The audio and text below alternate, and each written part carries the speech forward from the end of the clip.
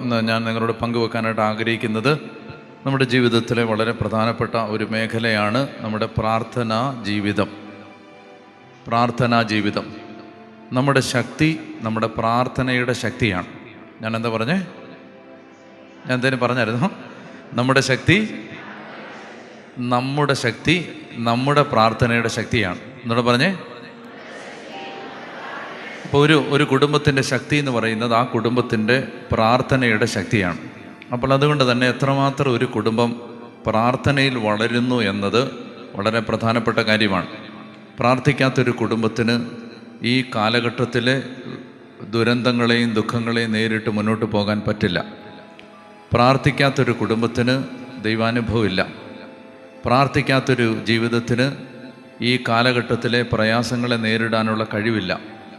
അപ്പോൾ അതുകൊണ്ട് വളരെ പ്രധാനപ്പെട്ടൊരു കാര്യമാണ്. ഒത്തിരി മക്കൾ പ്രയാസത്തിലാണ്, അഗാധമായ പ്രയാസങ്ങളുടെ നടുവിലാണ് മനുഷ്യർ ജീവിക്കുന്നതെന്ന് നമുക്ക് മനസ്സിലാക്കി തരുന്നുണ്ട്.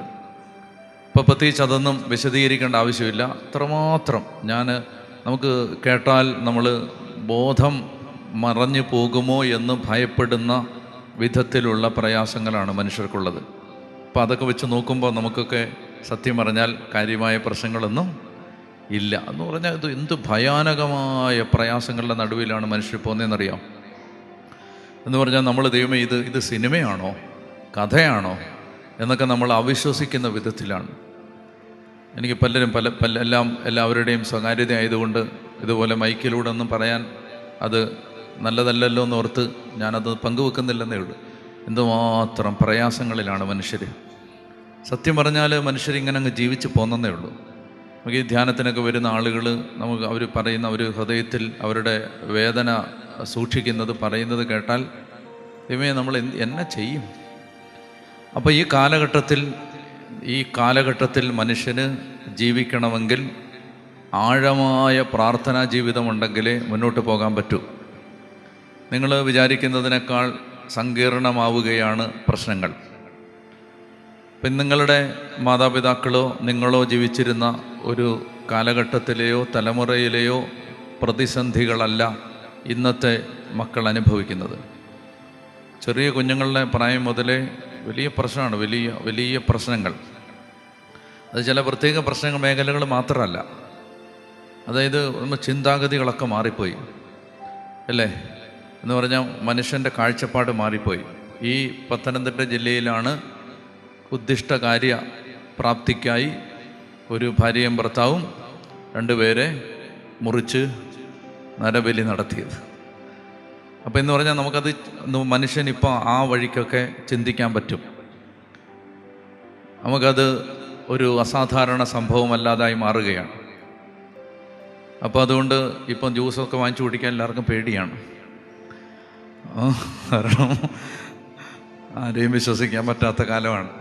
ഞാനതുകൊണ്ട് ഇപ്പം ജ്യൂസൊന്നും കുടിക്കുന്നില്ല. അപ്പോൾ നമുക്ക് എന്ന് പറഞ്ഞാൽ മനുഷ്യൻ അങ്ങനെ മാറുകയാണ്. പറഞ്ഞേ ഹല്ലേലൂയാ, പറഞ്ഞേ ഹല്ലേലൂയാ, ഹല്ലേലൂയാ. പിന്നെ നമ്മുടെ കുഞ്ഞുങ്ങളാണെങ്കിലും ചെറിയ കുട്ടികളാണെങ്കിലും ചെറിയ കുഞ്ഞുങ്ങളൊക്കെ വന്നിട്ട് പറയുന്ന പ്രശ്നങ്ങൾ കേട്ടാൽ നമ്മൾ അന്ധാളിച്ചു പോകും. ഇപ്പം ലോകം അതുകൊണ്ട് നമ്മൾ അതിനെ ഒന്ന് ഓർത്തിനി അതിലേക്കൊക്കെ പ്രശ്നങ്ങളുടെ സങ്കീർണതകൾ വിവരിച്ച് നമ്മുടെ മനസ്സിനെ കൂടുതൽ അസ്വസ്ഥമാക്കുക എന്നുള്ളതല്ല എൻ്റെ ഉദ്ദേശം. ഞാൻ പറഞ്ഞു വരുന്നത് നമുക്ക് പ്രാർത്ഥിക്കാത്ത ഒരു കുടുംബത്തിന് നിലനിൽക്കാൻ പറ്റില്ല. ഞാൻ ഒരുപാട് തവണ പറഞ്ഞിട്ടുണ്ട്, നിങ്ങളോട് മുൻപ് ഇത് ഞാൻ പറഞ്ഞിട്ടുണ്ട്. പ്രാർത്ഥന എന്ന് പറയുന്നത് ഒരു നിക്ഷേപമാണ്. എന്താണ് പ്രാർത്ഥന എന്ന് പറയുന്നത്? നിക്ഷേപമാണ്. അപ്പോൾ ഈ പ്രാർത്ഥിക്കുന്നത് നിക്ഷേപമായിട്ട് കാണണം. ഇപ്പം നമ്മൾ ഡിസംബർ 1-ാം തീയതി 10,000 രൂപ ബാങ്കിലിട്ടു, ഡിസംബർ 2-ാം തീയതി 10,000 രൂപ ഇട്ടു. അങ്ങനെ 30 ദിവസം, ഡിസംബർ 30, 31 വരെ 31 ദിവസം 10,000 രൂപ വീതം ഇട്ടാൽ നിങ്ങളുടെ അക്കൗണ്ടിൽ എത്ര രൂപയുണ്ടാവും? ഞാൻ കണക്കിന് തോറ്റ ആളാണ്, നിങ്ങളതുകൊണ്ട് എന്നോട് ഉത്തരം പറയണം. എനിക്ക് ഇത്രയും വലിയ കണക്കൊന്നും കൂട്ടാനുള്ള ത്രാണിയില്ല. 31 ദിവസം നിങ്ങൾ ഡെയിലി 10,000 രൂപ വീതം ബാങ്കിലിട്ടാൽ നിങ്ങളുടെ അക്കൗണ്ടിൽ എത്ര ഉണ്ടാവും? 31 ലക്ഷമാണോ മോളെ? നീ തെറ്റിച്ച് പറയരുത്.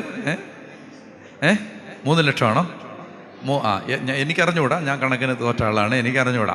ഞാൻ ഏത് കണക്ക് പറഞ്ഞാലും തെറ്റും. അതുകൊണ്ട് അപ്പോൾ ഏതായാലും 31-ാം തീയതി ചെല്ലുമ്പോൾ നിങ്ങൾ പറഞ്ഞ കണക്കനുസരിച്ച് 3 ലക്ഷമോ 3,10,10,000 31 ലക്ഷമോ എത്ര ആയാലും അതവിടെ ഉണ്ടാവും. ഒരു കാര്യം മനസ്സിലാക്കേണ്ടത് ഇതാണ്, നമ്മൾ പ്രാർത്ഥിക്കുന്ന പ്രാർത്ഥനകൾ പാഴായി പോകുന്നില്ല. അടുത്തിരിക്കുന്ന ആളോട് പറഞ്ഞേ, നമ്മുടെ പ്രാർത്ഥനകൾ പാഴായി പോകുന്നു എന്ന് പറഞ്ഞാൽ, പ്രാർത്ഥനകൾ പാഴായി പോകുന്നു.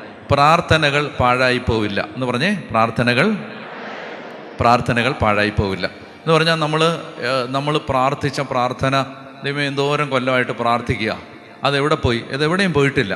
അതെവിടെ കിടപ്പുണ്ട്? അത് നിങ്ങളുടെ അക്കൗണ്ടിൽ നിക്ഷേപമായിട്ട് കിടപ്പുണ്ട്. നമ്മൾ എന്ത് നിക്ഷേപിച്ചാലും അത് നമുക്ക് പലിശയും കൂട്ടുപലിശയും ചേർത്ത് തിരിച്ചു കിട്ടും. നിക്ഷേപങ്ങളുടെ പ്രത്യേകത അതാണ്. അതായത് നമ്മൾ നിക്ഷേപിക്കുന്നത് നമുക്ക് കാലാന്തരത്തിൽ തിരിച്ചു കിട്ടും. പറഞ്ഞേ ഹല്ലേലൂയാ. ഞാൻ ആലോചിക്കാറുണ്ട്, എപ്പോഴും ആലോചിക്കാറുണ്ട്. അതായത് ഞാനിങ്ങനെ ഈ വഴിക്കൊന്നും തിരിഞ്ഞ് വരേണ്ട ഒരാളല്ല എന്ന് പറഞ്ഞാൽ, ഞാൻ അങ്ങനെയൊന്നും വരേണ്ട ഒരാളേ അല്ല. അപ്പോൾ ഞാൻ ആലോചിക്കാറുണ്ട്, ദൈവമേ ദൈവവചനം പ്രഘോഷിക്കാൻ, വർഷത്തിലെ 365 ദിവസവും കർത്താവിൻ്റെ വചനമായിട്ട് യാത്ര ചെയ്യാൻ. അപ്പോൾ അങ്ങനെ ഒരു ഭാഗ്യം ദൈവം എനിക്ക് തന്നു, ഭാഗ്യമാണ്. അപ്പോൾ ഞാനത് ആലോചിച്ച് നോക്കി, ഇതൊക്കെ ആരുടെ പ്രാർത്ഥനയാണ്? ഞാൻ എപ്പോഴും ഓർക്കുന്നത് എൻ്റെ വല്യമ്മ, അപ്പൻ്റെ അമ്മ 102 വയസ്സുള്ളപ്പോഴാണ് മരിച്ചത്. 102 വയസ്സ്. ഞാൻ ഈ മരിക്കുന്നതിന് കുറച്ച് നാൾ മുമ്പ്, കോവിഡൊക്കെ ആയിരുന്നുകൊണ്ട് കാണാൻ പോകാൻ പറ്റില്ലായിരുന്നു. മരിക്കുന്നതിന് കുറച്ച് നാൾ മുമ്പ് അങ്ങനെ ബന്ധുക്കളൊക്കെ വിളിച്ചിട്ട് പരാതി കുറച്ചിൽ കൂടുതലായപ്പോൾ ഞാൻ ആദർശച്ചനെയും കൊണ്ട് ഞങ്ങൾ ഒരു ദിവസം പോയി അവിടെ ചെന്ന്, അമ്മച്ചി വയ്യാതെ, തീരെ വയ്യ, മരിക്കുന്നതിന് ഒരു 5-6 മാസം മുമ്പാണെന്ന് തോന്നുന്നു. അപ്പോൾ അന്നേരം ചെന്നിരിക്കുമ്പോഴും അമ്മച്ചി ദൈവത്തെക്കുറിച്ചും കർത്താവിനെക്കുറിച്ചും പ്രാർത്ഥനയെക്കുറിച്ചുമാണ് അമ്മച്ചിയുടെ തലയ്ക്കകത്ത് മുഴുവൻ. അപ്പോൾ ഈ വളരെ ചെറുപ്പം മുതലേ ഞാൻ ഓർക്കുന്നുണ്ട്. തീരെ ചെറുപ്പമായിരുന്ന കാലം മുതലേ ഞാൻ കണ്ടിട്ടുണ്ട്, ഇങ്ങനെ ഈ കട്ടിലിരുന്ന് തലയിലൊരു കീറ്റത്തോർത്തൊക്കെ ഇട്ട് ഇങ്ങനെ ഇരുന്ന്, അതിരാവിലെ തിരുസന്നിധി, അതൊക്കെ ഇങ്ങനെ പാടി. അതിരാവിലെയാണ് നമുക്ക് ഉറക്കം കിട്ടുന്നത്, നമ്മൾ ഉറങ്ങുന്നവരാണ്. അമ്മച്ചി അമ്മച്ചിക്ക് ഒരു പണിയില്ല, യാതൊരു പണിയില്ല, രാവിലെ ഉറങ്ങത്തുമില്ല, മനുഷ്യരെ ഉറക്കത്തുമില്ല എന്ന് പറഞ്ഞുകൊണ്ട് ഞങ്ങൾ ഒത്തിരി കുറ്റം പറഞ്ഞിട്ടുണ്ട്. അമ്മച്ചിയെ കളിയാക്കിയിട്ടുണ്ട്, കുറ്റം പറഞ്ഞിട്ടുണ്ട്, അമ്മച്ചിയോട് പറഞ്ഞിട്ടുണ്ട്. അമ്മച്ചിക്ക് വേറെ, അമ്മച്ചി ഈ സൈലൻ്റായ പ്രാർത്ഥനയൊന്നും അമ്മച്ചിക്ക് അറിയാൻ പാടില്ലേ, ഈ ഉറക്കെയുള്ള പ്രാർത്ഥന. ഇപ്പോൾ രാവിലെ എഴുന്നേറ്റിരുന്ന് പ്രാർത്ഥന, പിന്നെ ഉച്ചയ്ക്ക് പ്രാർത്ഥന, പിന്നെ ഈ ബൈബിൾ എടുത്ത് ഇങ്ങനെ വായിച്ചുകൊണ്ടിരിക്കുന്നു.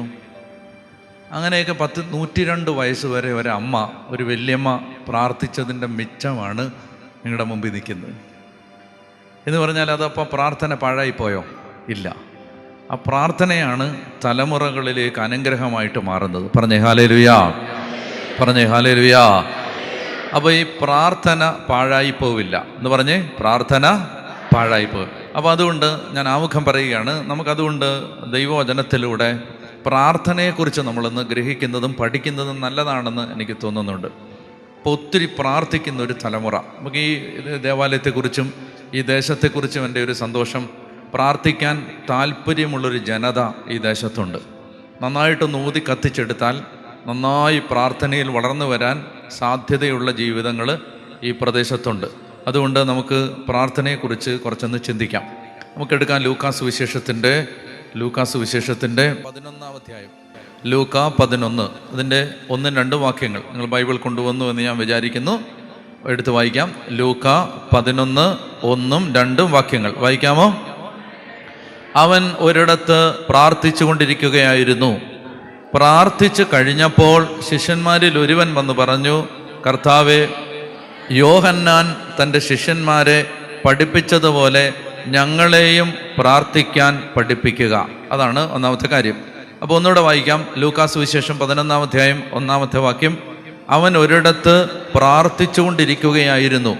പ്രാർത്ഥിച്ചു കഴിഞ്ഞപ്പോൾ ശിഷ്യന്മാരിൽ ഒരുവൻ വന്ന് പറഞ്ഞു, കർത്താവേ, യോഹന്നാൻ തൻ്റെ ശിഷ്യന്മാരെ പ്രാർത്ഥിക്കാൻ പഠിപ്പിച്ചതുപോലെ ഞങ്ങളെയും പ്രാർത്ഥിക്കാൻ പഠിപ്പിക്കുക.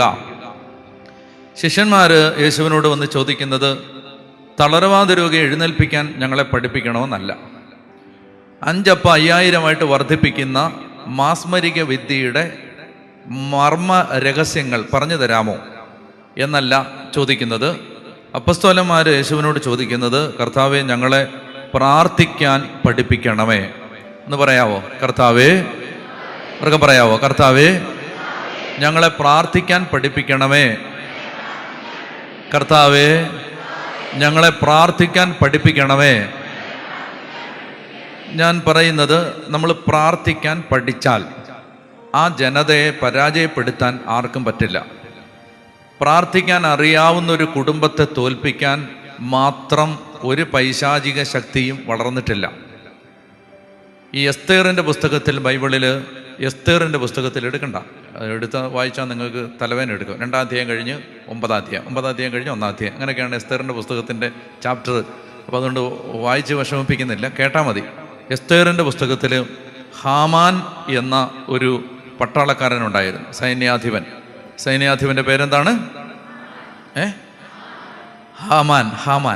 ഹാമാൻ എന്ന് പറയുന്ന സൈന്യാധിപൻ. അപ്പോൾ യഹൂദനായ മറ്റൊരു മനുഷ്യൻ, അദ്ദേഹത്തിൻ്റെ പേരാണ് മൊർദെക്കായി. എന്തോന്ന്? മൊർദെക്കായി എന്ന് പറയുന്നത് എസ്തേറിൻ്റെ വളർത്തച്ഛനാണ്. എസ്തേറിൻ്റെ വളർത്തച്ഛൻ. അപ്പോൾ എസ്തേറിനെ വളർത്തിയത് മൊർദെക്കായിയാണ്. അപ്പോൾ ഈ മൊർദെക്കായി ഒരു പ്രാർത്ഥനാ മനുഷ്യനാണ്. അദ്ദേഹം എല്ലാ പ്രഭാതത്തിലും ദൈവത്തിൻ്റെ മുമ്പിൽ മുട്ടുകുത്തും, ഇസ്രായേലിൻ്റെ ദൈവത്തെ ആരാധിക്കും. മൊർദെക്കായി ദൈവത്തിൻ്റെ മുമ്പാകെ മുട്ടുകുത്തുകയും പ്രാർത്ഥിക്കുകയും ചെയ്തിരുന്നത് കൊണ്ട് മൊർദെക്കായി ഹാമാനെ അധികം മൈൻഡ് ചെയ്യില്ലായിരുന്നു. ഹാമാൻ ആദരവും അംഗീകാരവും ബഹുമാനവും പ്രതീക്ഷിച്ച് ജീവിച്ച ആളാണ്. ഹാമാന് എല്ലാവരും എന്നെ ബഹുമാനിക്കണം, അങ്ങനെയുണ്ട് ചില ആളുകൾ. എന്താണ് നിങ്ങളെന്താണ് ഞാൻ വന്നപ്പോൾ ഗുഡ് മോർണിംഗ് പറയാഞ്ഞത്, നിങ്ങളെന്താണ് എഴുന്നേക്കാത്തത്, ഇങ്ങനെ അനാവശ്യ നിർബന്ധങ്ങളുള്ള മനുഷ്യരുണ്ട്. അപ്പോൾ എല്ലാവരും എന്നെ ബഹുമാനിക്കണം എന്ന് പറയുന്ന ആ ആത്മപൂജയുടെ ആ സ്വയം ബഹുമാനിക്കപ്പെടണമെന്ന ആഗ്രഹത്തിൻ്റെ മൂർത്തീഭാവമായിരുന്നു ഹാമാൻ. പക്ഷെ മൊർദെക്കായി എന്താണ്? മൊർദെക്കായി ദൈവത്തിൻ്റെ മുമ്പിൽ മുട്ടുകുത്തുന്ന ആളാണ്. ദൈവത്തിൻ്റെ മുമ്പിൽ മുട്ടുകുത്തുന്ന ഒരാൾ മനുഷ്യൻ്റെ മുമ്പിൽ അധികം മുട്ടുകുത്താൻ ഇഷ്ടപ്പെടാറില്ല. ദൈവത്തെ ബഹുമാനിക്കുന്നത് കൊണ്ട് മനുഷ്യരെ ബഹുമാനിക്കും. പക്ഷേ ഈ ഹാമാൻ പറയുന്നത് പോലെ അനാവശ്യ നിർബന്ധങ്ങൾക്ക് വഴിപ്പെടാൻ മൊർദെക്കായി തയ്യാറായിരുന്നില്ല. അതുകൊണ്ട് തന്നെ ഹാമാന് സ്വാഭാവികമായും മൊർദെക്കായിയോടും യഹൂദന്മാരോടും സ്വാഭാവികമായും വിരോധമുണ്ടായി, വൈരാഗ്യമുണ്ടായി. അങ്ങനെ ഹാമാൻ മൊർദെക്കായിയെ കൊല്ലാൻ ഒരവസരം അന്വേഷിച്ചു കൊണ്ടേയിരുന്നു. അങ്ങനെ ഇരിക്കുമ്പോഴാണ് ഒരവസരം വന്നു ചേർന്നു, യഹൂദന്മാരെ എല്ലാം നശിപ്പിക്കാൻ ഒരവസരം വന്നു ചേർന്നു. മൊർദെക്കായിയെ തൂക്കിലേറ്റാനുള്ള ഗൂഢമായ ഒരു പദ്ധതി ഹാമാൻ തയ്യാറാക്കുകയും മൊർദെക്കായിയെ പരസ്യമായി പൊതുനിരത്തിൽ വെച്ച് എല്ലാവരും കാണുകയെ തൂക്കിലേറ്റുന്നതിന് വേണ്ടി വലിയൊരു കഴുമരം ഹാമാൻ തയ്യാറാക്കുകയും ചെയ്തു. അപ്പം ഇങ്ങനെ ഹാമാൻ ഈ കഴുമരം തയ്യാറാക്കി മൊർദെക്കായിയുടെ കൊല സ്വപ്നം കണ്ട്, കിനാവ് കണ്ട് ജീവിക്കുമ്പോൾ മൊർദെക്കായി എന്ത് ചെയ്യുകയായിരുന്നു? മുട്ടുകുത്തി ദൈവത്തെ ആരാധിക്കുകയായിരുന്നു. പറയാവോ ഹല്ലേലൂയാ? അതായത് സാത്താൻ നിന്റെ കുടുംബത്തെ നശിപ്പിക്കാൻ, സാത്താൻ നിന്റെ പ്രിയപ്പെട്ടവരെ വഞ്ചിക്കാൻ, ലോകവും പിശാചും ജഡവും മോഹങ്ങളുമെല്ലാം ഈ ലോകം ഇങ്ങനെ വാപിളർന്ന് നിൽക്കുന്ന ഒരു വിഷസർപ്പത്തെ പോലെ അപ്പാടെ വിഴുങ്ങാൻ ഇങ്ങനെ വാപിളർന്ന് നിൽക്കുമ്പോൾ നമ്മുടെ ജീവിതത്തെ നശിപ്പിക്കാനുള്ള പദ്ധതികളും കെണികളും തയ്യാറാക്കുന്ന നേരത്ത് നമ്മൾ എന്ത് ചെയ്യുകയാണ്? ദൈവമക്കൾ അവർക്ക് ചെയ്യാൻ അവർക്കറിയാവുന്ന ഏക കാര്യം എന്താണ്? പ്രാർത്ഥിക്കുക എന്നുള്ളതാണ്. അതുകൊണ്ട് മൊർദെക്കായി പ്രാർത്ഥിച്ചു കൊണ്ടേയിരുന്നു. പറഞ്ഞേ ഹല്ലേലൂയാ, ഹല്ലേലൂയാ.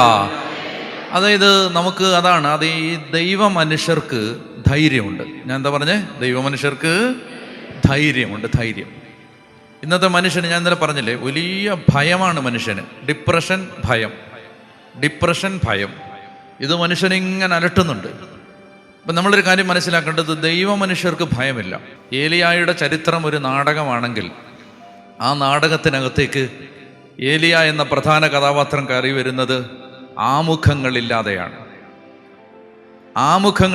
കയറി വരുന്നത്. എന്ന് പറഞ്ഞാൽ നമ്മളിങ്ങനെ ബൈബിൾ വായിച്ച് പോകുമ്പോൾ രാജാക്കന്മാരുടെ 1-ാം പുസ്തകത്തിൽ എടുക്കും 17-ാം അധ്യായത്തിലേക്ക് എത്തുമ്പോൾ പെട്ടെന്നാണ്, ഓഫ് ഹാൻഡായിട്ട്, അബ്രപ്റ്റായിട്ട്, നൊടി നാഴിക നേരം കൊണ്ട്, കണ്ണിമ ചിമ്മുന്ന നാഴിക നേരം കൊണ്ട് പെട്ടെന്ന് ഒരു കഥാപാത്രം, അതും പ്രധാന കഥാപാത്രം, സ്റ്റേജിലേക്ക് കയറി വരികയാണ്.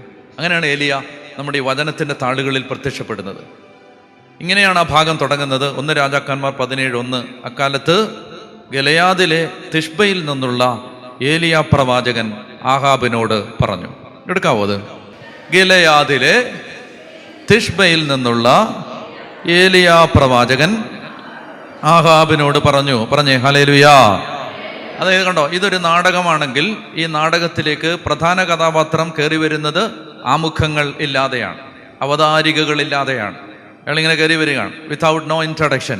ഇയാളിങ്ങനെ രംഗത്തേക്ക് പ്രത്യക്ഷപ്പെട്ടിട്ട് നമ്മളിങ്ങനെ അന്തിച്ച്, കാണികൾ, കാഴ്ചക്കാർ അന്തിച്ച് നിൽക്കുകയാണ്. ആരാണിത്? ആരാണിത്? ആർക്കും ഒന്നും മനസ്സിലാവുന്നില്ല അല്ലേ? ഒരു ഇൻട്രഡക്ഷൻ ഉണ്ടായില്ലേ? മറ്റേ ഞാൻ സിനിമയൊക്കെ പറഞ്ഞാൽ അത് മോശമാവുന്നുള്ളതുകൊണ്ട് ഞാൻ പറയുന്നില്ല. ചില കഥാപാത്രങ്ങളൊക്കെ സിനിമയിലേക്കൊക്കെ വരുന്നതിന് മുമ്പ് കൂടെയുള്ള ആളുകളൊക്കെ എന്ത് ചെയ്യും, ഒരു വലിയ ആമുഖം കൊടുക്കും. വരാൻ പോവാണ്, ആരാണ്? സിംഹം, നരസിംഹം വരാൻ പോവാണ് എന്നൊക്കെ പറഞ്ഞിട്ട് ആമുഖം കൊടുക്കും. എന്ന് പറഞ്ഞ പോലെയാണ് പ്രധാന കഥാപാത്രങ്ങൾ വരുന്നതിന് മുമ്പ് ഒന്നുകിൽ അതിനകത്ത് ഒരു സംഗീതം കൊണ്ട് അവരൊരു ആമുഖം തയ്യാറാക്കും. അതായത് അപ്പോൾ ഈ കാണികൾക്ക് അറിയാം ആരോ എന്തോ സംഭവിക്കാൻ പോവാണ്. അപ്പോൾ ഇങ്ങനെ വലിഞ്ഞു മുറുകുന്ന ഒരു അന്തരീക്ഷം സൃഷ്ടിക്കും.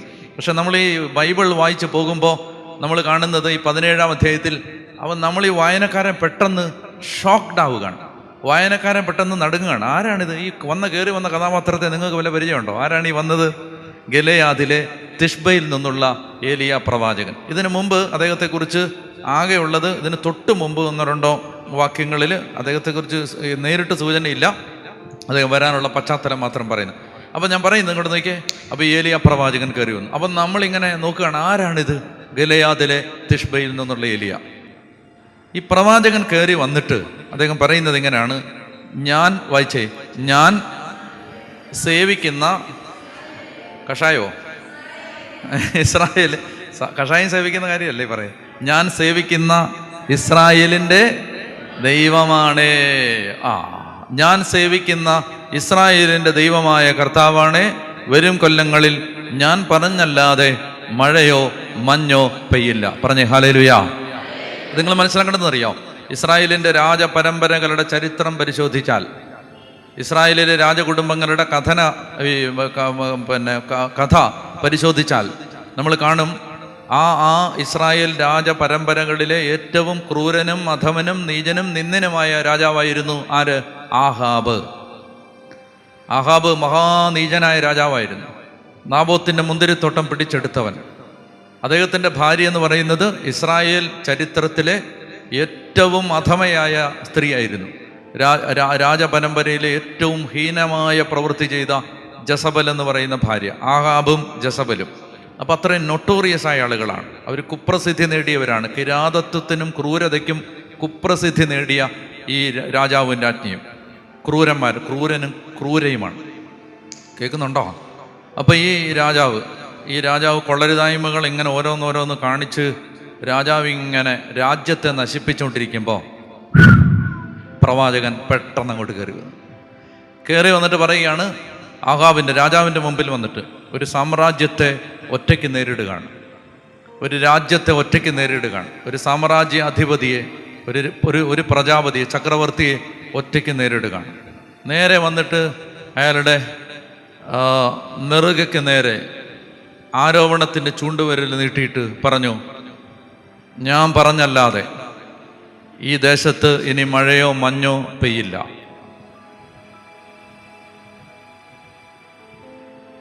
നിങ്ങൾ ബൈബിൾ വായിക്കുന്നത് ശ്രദ്ധയോടെയാണെങ്കിൽ നിങ്ങൾ ഈ ഭാഗത്ത് വരുമ്പോൾ വായനക്കാരൻ്റെ മനസ്സ് അസ്വസ്ഥമാവും. നിങ്ങൾ ചിന്തിക്കാൻ തുടങ്ങും, അയ്യോ, ഈ പ്രവാചകൻ ഇങ്ങനെ പറയാൻ എവിടുന്ന് കിട്ടി ഈ ധൈര്യം?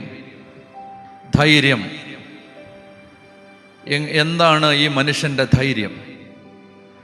എന്താണ് ഈ മനുഷ്യൻ്റെ ധൈര്യം?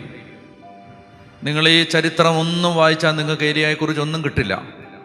ഏലിയായെക്കുറിച്ച് നിങ്ങൾക്ക് എന്തെങ്കിലും അറിയണമെങ്കിൽ അതിനൊരൊറ്റ വാചകമേ ഉള്ളൂ ബൈബിളിൽ. ആ വാചകം ഇതാണ്, ഞാൻ സേവിക്കുന്ന ഇസ്രായേലിൻ്റെ ദൈവമായ കർത്താവാണ്. ധൈര്യം എവിടുന്നറിയാമോ? ഇതിൻ്റെ ഇംഗ്ലീഷ് എങ്ങനെയാണ്? The Lord God of Israel before whom I stand, before whose face I stand. The Lord of Israel, before whose face I stand. ഞാൻ ആരുടെ മുഖത്തിൻ്റെ മുമ്പിലാണോ ജീവിക്കുന്നത് ആ ഇസ്രായേലിൻ്റെ ദൈവമാണ്. ധൈര്യം എവിടെ നിന്നാണ് വരുന്നതെന്നറിയാമോ? അതായത് ഒരു മനുഷ്യൻ ദൈവത്തിൻ്റെ മുഖത്തിന് മുമ്പിൽ ജീവിക്കുന്നവന് കിട്ടുന്ന ധൈര്യമാണത്. ദൈവത്തിൻ്റെ മുഖത്തിന് മുമ്പിൽ ദൈവത്തെ നോക്കിയിരിക്കുന്നവന് കിട്ടുന്ന ധൈര്യമാണത്. ആരെയാണ് അയാൾ വെല്ലുവിളിക്കുന്നത്? ഈ രാജ്യത്തിലെ രാജപരമ്പരയിലെ ഏറ്റവും നീചനായ രാജാവിൻ്റെയും ഏറ്റവും അധമയായ രാജ്ഞിയുടെയും മിഴികളിൽ നോക്കിയിട്ട് ഭയലേശമില്ലാതെ അയാൾ പറയുകയാണ്, ഞാൻ പറഞ്ഞല്ലാതെ ഇനി മഴയോ മഞ്ഞോ പെയ്യില്ല. കൊടുങ്കാറ്റ് പോലെ അയാൾ ആ രംഗത്ത് നിന്ന് നിഷ്ക്രമിച്ചു. അയാൾ ആ രംഗത്ത് നിന്നും അപ്രത്യക്ഷനായി. പറഞ്ഞേ ഹല്ലേലൂയാ. അപ്പൊ അതാണ് 27-ാം സങ്കീർത്തനം എടുക്കുക. 27-ാം സങ്കീർത്തനം 8-ാമത്തെ വാക്യം. 27-ാം സങ്കീർത്തനം 8-ാം വാക്യം വായിക്കാവോ? എൻ്റെ മുഖം തേടുവിനെന്ന് അവിടുന്ന് കൽപ്പിച്ചു. കർത്താവേ, അങ്ങയുടെ മുഖം ഞാൻ തേടുന്നുവെന്ന് എൻ്റെ ഹൃദയം അങ്ങയോട് മന്ത്രിക്കുന്നു. എന്നോട് വായിക്കാമോ? എൻ്റെ മുഖം തേടുവിനെന്ന് അവിടുന്ന് കൽപ്പിച്ചു. കർത്താവേ, അങ്ങയുടെ മുഖം ഞാൻ തേടുന്നുവെന്ന് എൻ്റെ ഹൃദയം. അപ്പൊ ഇത് മനസ്സിലാവുന്നുണ്ടോ? അതായത് പ്രാർത്ഥനയിൽ ദൈവത്തിൻ്റെ മുഖം തേടുന്ന ഒരു വ്യക്തിക്ക് അസാധാരണമായ ധൈര്യമുണ്ടാവും. 3-ാം സങ്കീർത്തനം, ഉച്ചത്തിൽ ഞാൻ കർത്താവിനെ വിളിച്ചപേക്ഷിക്കുന്നു, തൻ്റെ വിശുദ്ധ പർവ്വതത്തിൽ നിന്ന് അവിടുന്ന് എനിക്ക് ഉത്തരം അരുളുന്നു. എങ്ങനെ ഞാൻ കർത്താവിനെ വിളിച്ച? ഞരങ്ങി മൂളിയാണോ? പിന്നെ അങ്ങനെ അങ്ങനെ വേണം വിളിക്കാൻ. കർത്താവിനെ വിളിക്കുമ്പോൾ ഉച്ചത്തിൽ ഞാൻ കർത്താവിനെ വിളിച്ചപേക്ഷിക്കുന്നു, തൻ്റെ വിശുദ്ധ പർവ്വതത്തിൽ നിന്ന് അവിടുന്ന് എനിക്ക് ഉത്തരം അരുളുന്നു. അടുത്ത് 5-ാമത്തെ വാക്യം, ഞാൻ ശാന്തമായി കിടന്നുറങ്ങുന്നു, ഉണർന്നെഴുന്നേൽക്കുന്നു. എന്തെന്നാൽ ഞാൻ കർത്താവിൻ്റെ കരങ്ങളിലാണ്. എനിക്കെതിരെ പാളയമടിച്ചിരിക്കുന്ന 10,000 ഞാൻ ഭയപ്പെടുകയില്ല. കണ്ടോ? ഹല്ലേലൂയാ. ദൈവത്തിൽ നിന്ന് മാത്രം കിട്ടുന്ന ഒരു ധൈര്യമാണത്. എനിക്കെതിരെ പാളയമടിച്ചിരിക്കുന്ന 10,000 ഞാൻ ഭയപ്പെടുകയില്ല. എന്തുകൊണ്ടാണ് ഭയപ്പെടാത്തത്? പറ. ഞാൻ കർത്താവിൻ്റെ കരങ്ങളിലാണ്, അതുകൊണ്ടാണ് ഭയപ്പെടാത്തത്. ഭക്തന് കിട്ടുന്ന ഉറപ്പാണിത്. ദൈവ പൈതലിന് കിട്ടുന്ന ഉറപ്പാണിത്. എന്താ? എല്ലാം ദൈവത്തിൻ്റെ കരങ്ങളിലാണ്. ഞാൻ ദൈവത്തിൻ്റെ കരങ്ങളിലാണ്. എൻ്റെ മക്കൾ ദൈവത്തിൻ്റെ കരങ്ങളിലാണ്. എൻ്റെ കുടുംബം ദൈവത്തിൻ്റെ കരങ്ങളിലാണ്. എൻ്റെ ആത്മാവ് ദൈവത്തിൻ്റെ കരങ്ങളിലാണ്. എൻ്റെ വാഹനം ദൈവത്തിൻ്റെ കരങ്ങളിലാണ്. പറഞ്ഞേ ഹല്ലേലൂയാ. അസാധാരണമായ ധൈര്യം കിട്ടും. മനസ്സിലായോ? അതായത് ദൈവം, നിങ്ങൾ ദൈവത്തിൽ വിശ്വസിക്കുന്നുണ്ടോ? Yes or no? ഉണ്ടോ? ദൈവത്തിൽ വിശ്വസിക്കുന്നുണ്ടോ? വിശ്വസിക്കുന്നുണ്ടെങ്കിൽ 3 കാര്യങ്ങളാണ് യഥാർത്ഥത്തിൽ നാം വിശ്വസിക്കുന്നത്. ഒന്നാമത്തെ കാര്യം, ദൈവം അനന്ത ജ്ഞാനമാണ്, ഇൻഫിനിറ്റ് വിസ്ഡമാണ്. ദൈവം അനന്ത ജ്ഞാനമാണ് എന്ന് പറഞ്ഞാൽ ദൈവത്തിൻ്റെ അറിവിൻ്റെ വെളിയിൽ ഒന്നും സംഭവിക്കുന്നില്ല. അല്ലെങ്കിൽ കുറച്ചുകൂടെ ലളിതമായിട്ട് പറഞ്ഞാൽ, ദൈവം അറിയാതെ ഒന്നും സംഭവിക്കുന്നില്ല. അപ്പോൾ വിശ്വസിക്കുന്നു എന്ന് പറഞ്ഞാൽ അതിൻ്റെ ഒന്നാമത്തെ കാര്യം എന്ന് പറഞ്ഞാൽ ദൈവം അറിയാതെ ഒന്നും സംഭവിക്കുന്നില്ല. പറഞ്ഞേ ഹല്ലേലൂയാ. ഞാൻ കർത്താവിനെ തേടി, ഞാൻ ദൈവത്തിൻ്റെ കരങ്ങളിലാണ്, സർവ്വഭയങ്ങളിൽ നിന്ന് അവിടുന്ന് എന്നെ മോചിപ്പിച്ചു. പറഞ്ഞേ, സർവ്വഭയങ്ങളിൽ നിന്ന് അവിടുന്ന് എന്നെ മോചിപ്പിച്ചു. അപ്പോൾ ദൈവത്തിൽ വിശ്വസിക്കുക എന്ന് പറഞ്ഞാൽ ഒന്നാമത്തെ കാര്യം, ദൈവം അറിയാതെ ജീവിതത്തിലൊന്നും സംഭവിക്കുന്നില്ല. എന്താണത്? ദൈവം അറിയാതെ ജീവിതത്തിലൊന്നും സംഭവിക്കുന്നില്ല. രണ്ടാമത്തേത്, ദൈവം സർവശക്തനാണ്. ദൈവത്തിൽ വിശ്വസിക്കുന്നതിൻ്റെ രണ്ടാമത്തെ അർത്ഥം, എൻ്റെ ദൈവത്തിൻ്റെ ശക്തിക്ക് വെളിയിലല്ല കാര്യങ്ങൾ നടക്കുന്നത് എന്ന് പറഞ്ഞാൽ, ദൈവത്തിൻ്റെ കഴിവുകേട് കൊണ്ടല്ല ഇത് സംഭവിച്ചത്, ദൈവം എന്നെ സ്നേഹിക്കാത്തത് കൊണ്ടല്ല ഇത് സംഭവിച്ചത്, ഇത് ദൈവത്തിൻ്റെ ശക്തിക്കകത്താണ് സംഭവിച്ചത്, ഒന്ന് ദൈവത്തിൻ്റെ ജ്ഞാനത്തിനകത്താണ് സംഭവിച്ചത്. മൂന്നാമത്തെ കാര്യം എന്ന് പറയുന്നത്, ദൈവത്തിൽ വിശ്വസിക്കുക എന്ന് പറയുന്നതിന് മൂന്നാമത്തെ അർത്ഥം, ദൈവം അനന്ത നന്മയാണ്. ദൈവം എനിക്ക് ദോഷമൊന്നും ചെയ്യില്ല, ദോഷമൊന്നും ചെയ്യില്ല. പറഞ്ഞേ ഹല്ലേലൂയാ. ദൈവം എനിക്ക് ദോഷമൊന്നും ചെയ്യില്ല. അതാണ് അനന്ത നന്മയാണ്, അനന്ത നന്മ. അതാണ് ദോഷമായിട്ടൊന്നും എൻ്റെ താതൻ ചെയ്യുകയില്ല, എന്നെ അവനടിച്ചാലും അവൻ എന്നെ സ്നേഹി. അപ്പം അതാണത്. ദൈവം ദോഷമൊന്നും ചെയ്യില്ല. ദൈവത്തെ സ്നേഹിക്കുന്നവർക്ക് അവിടുത്തെ പദ്ധതി അനുസരിച്ച് വിളിക്കപ്പെട്ടവർക്ക് അവിടുന്ന് എല്ലാം നന്മയ്ക്കായി പരിണമിപ്പിക്കും. ഞാൻ പറയുന്നത് എന്തിനാ, ഈ ഭാരവും വിഷമമുള്ള ഒത്തിരി പേരുണ്ട്. സഹിക്കാൻ പറ്റാത്ത വേദന, ഉറങ്ങാൻ പറ്റുന്നില്ല, നിരാശ, മരുന്ന് കഴിച്ചാൽ പോലും ഉറങ്ങാൻ പറ്റുന്നില്ല. ഇങ്ങനെയുള്ള ആളുകളുടെ എണ്ണം കൂടിക്കൂടി വരികയാണ് നമ്മുടെ സമൂഹത്തിൽ. അപ്പോൾ ഇത് എന്താണ്? നമുക്ക് ധൈര്യം വേണം. ധൈര്യം, ഈ ധൈര്യം എവിടുന്ന് കിട്ടും?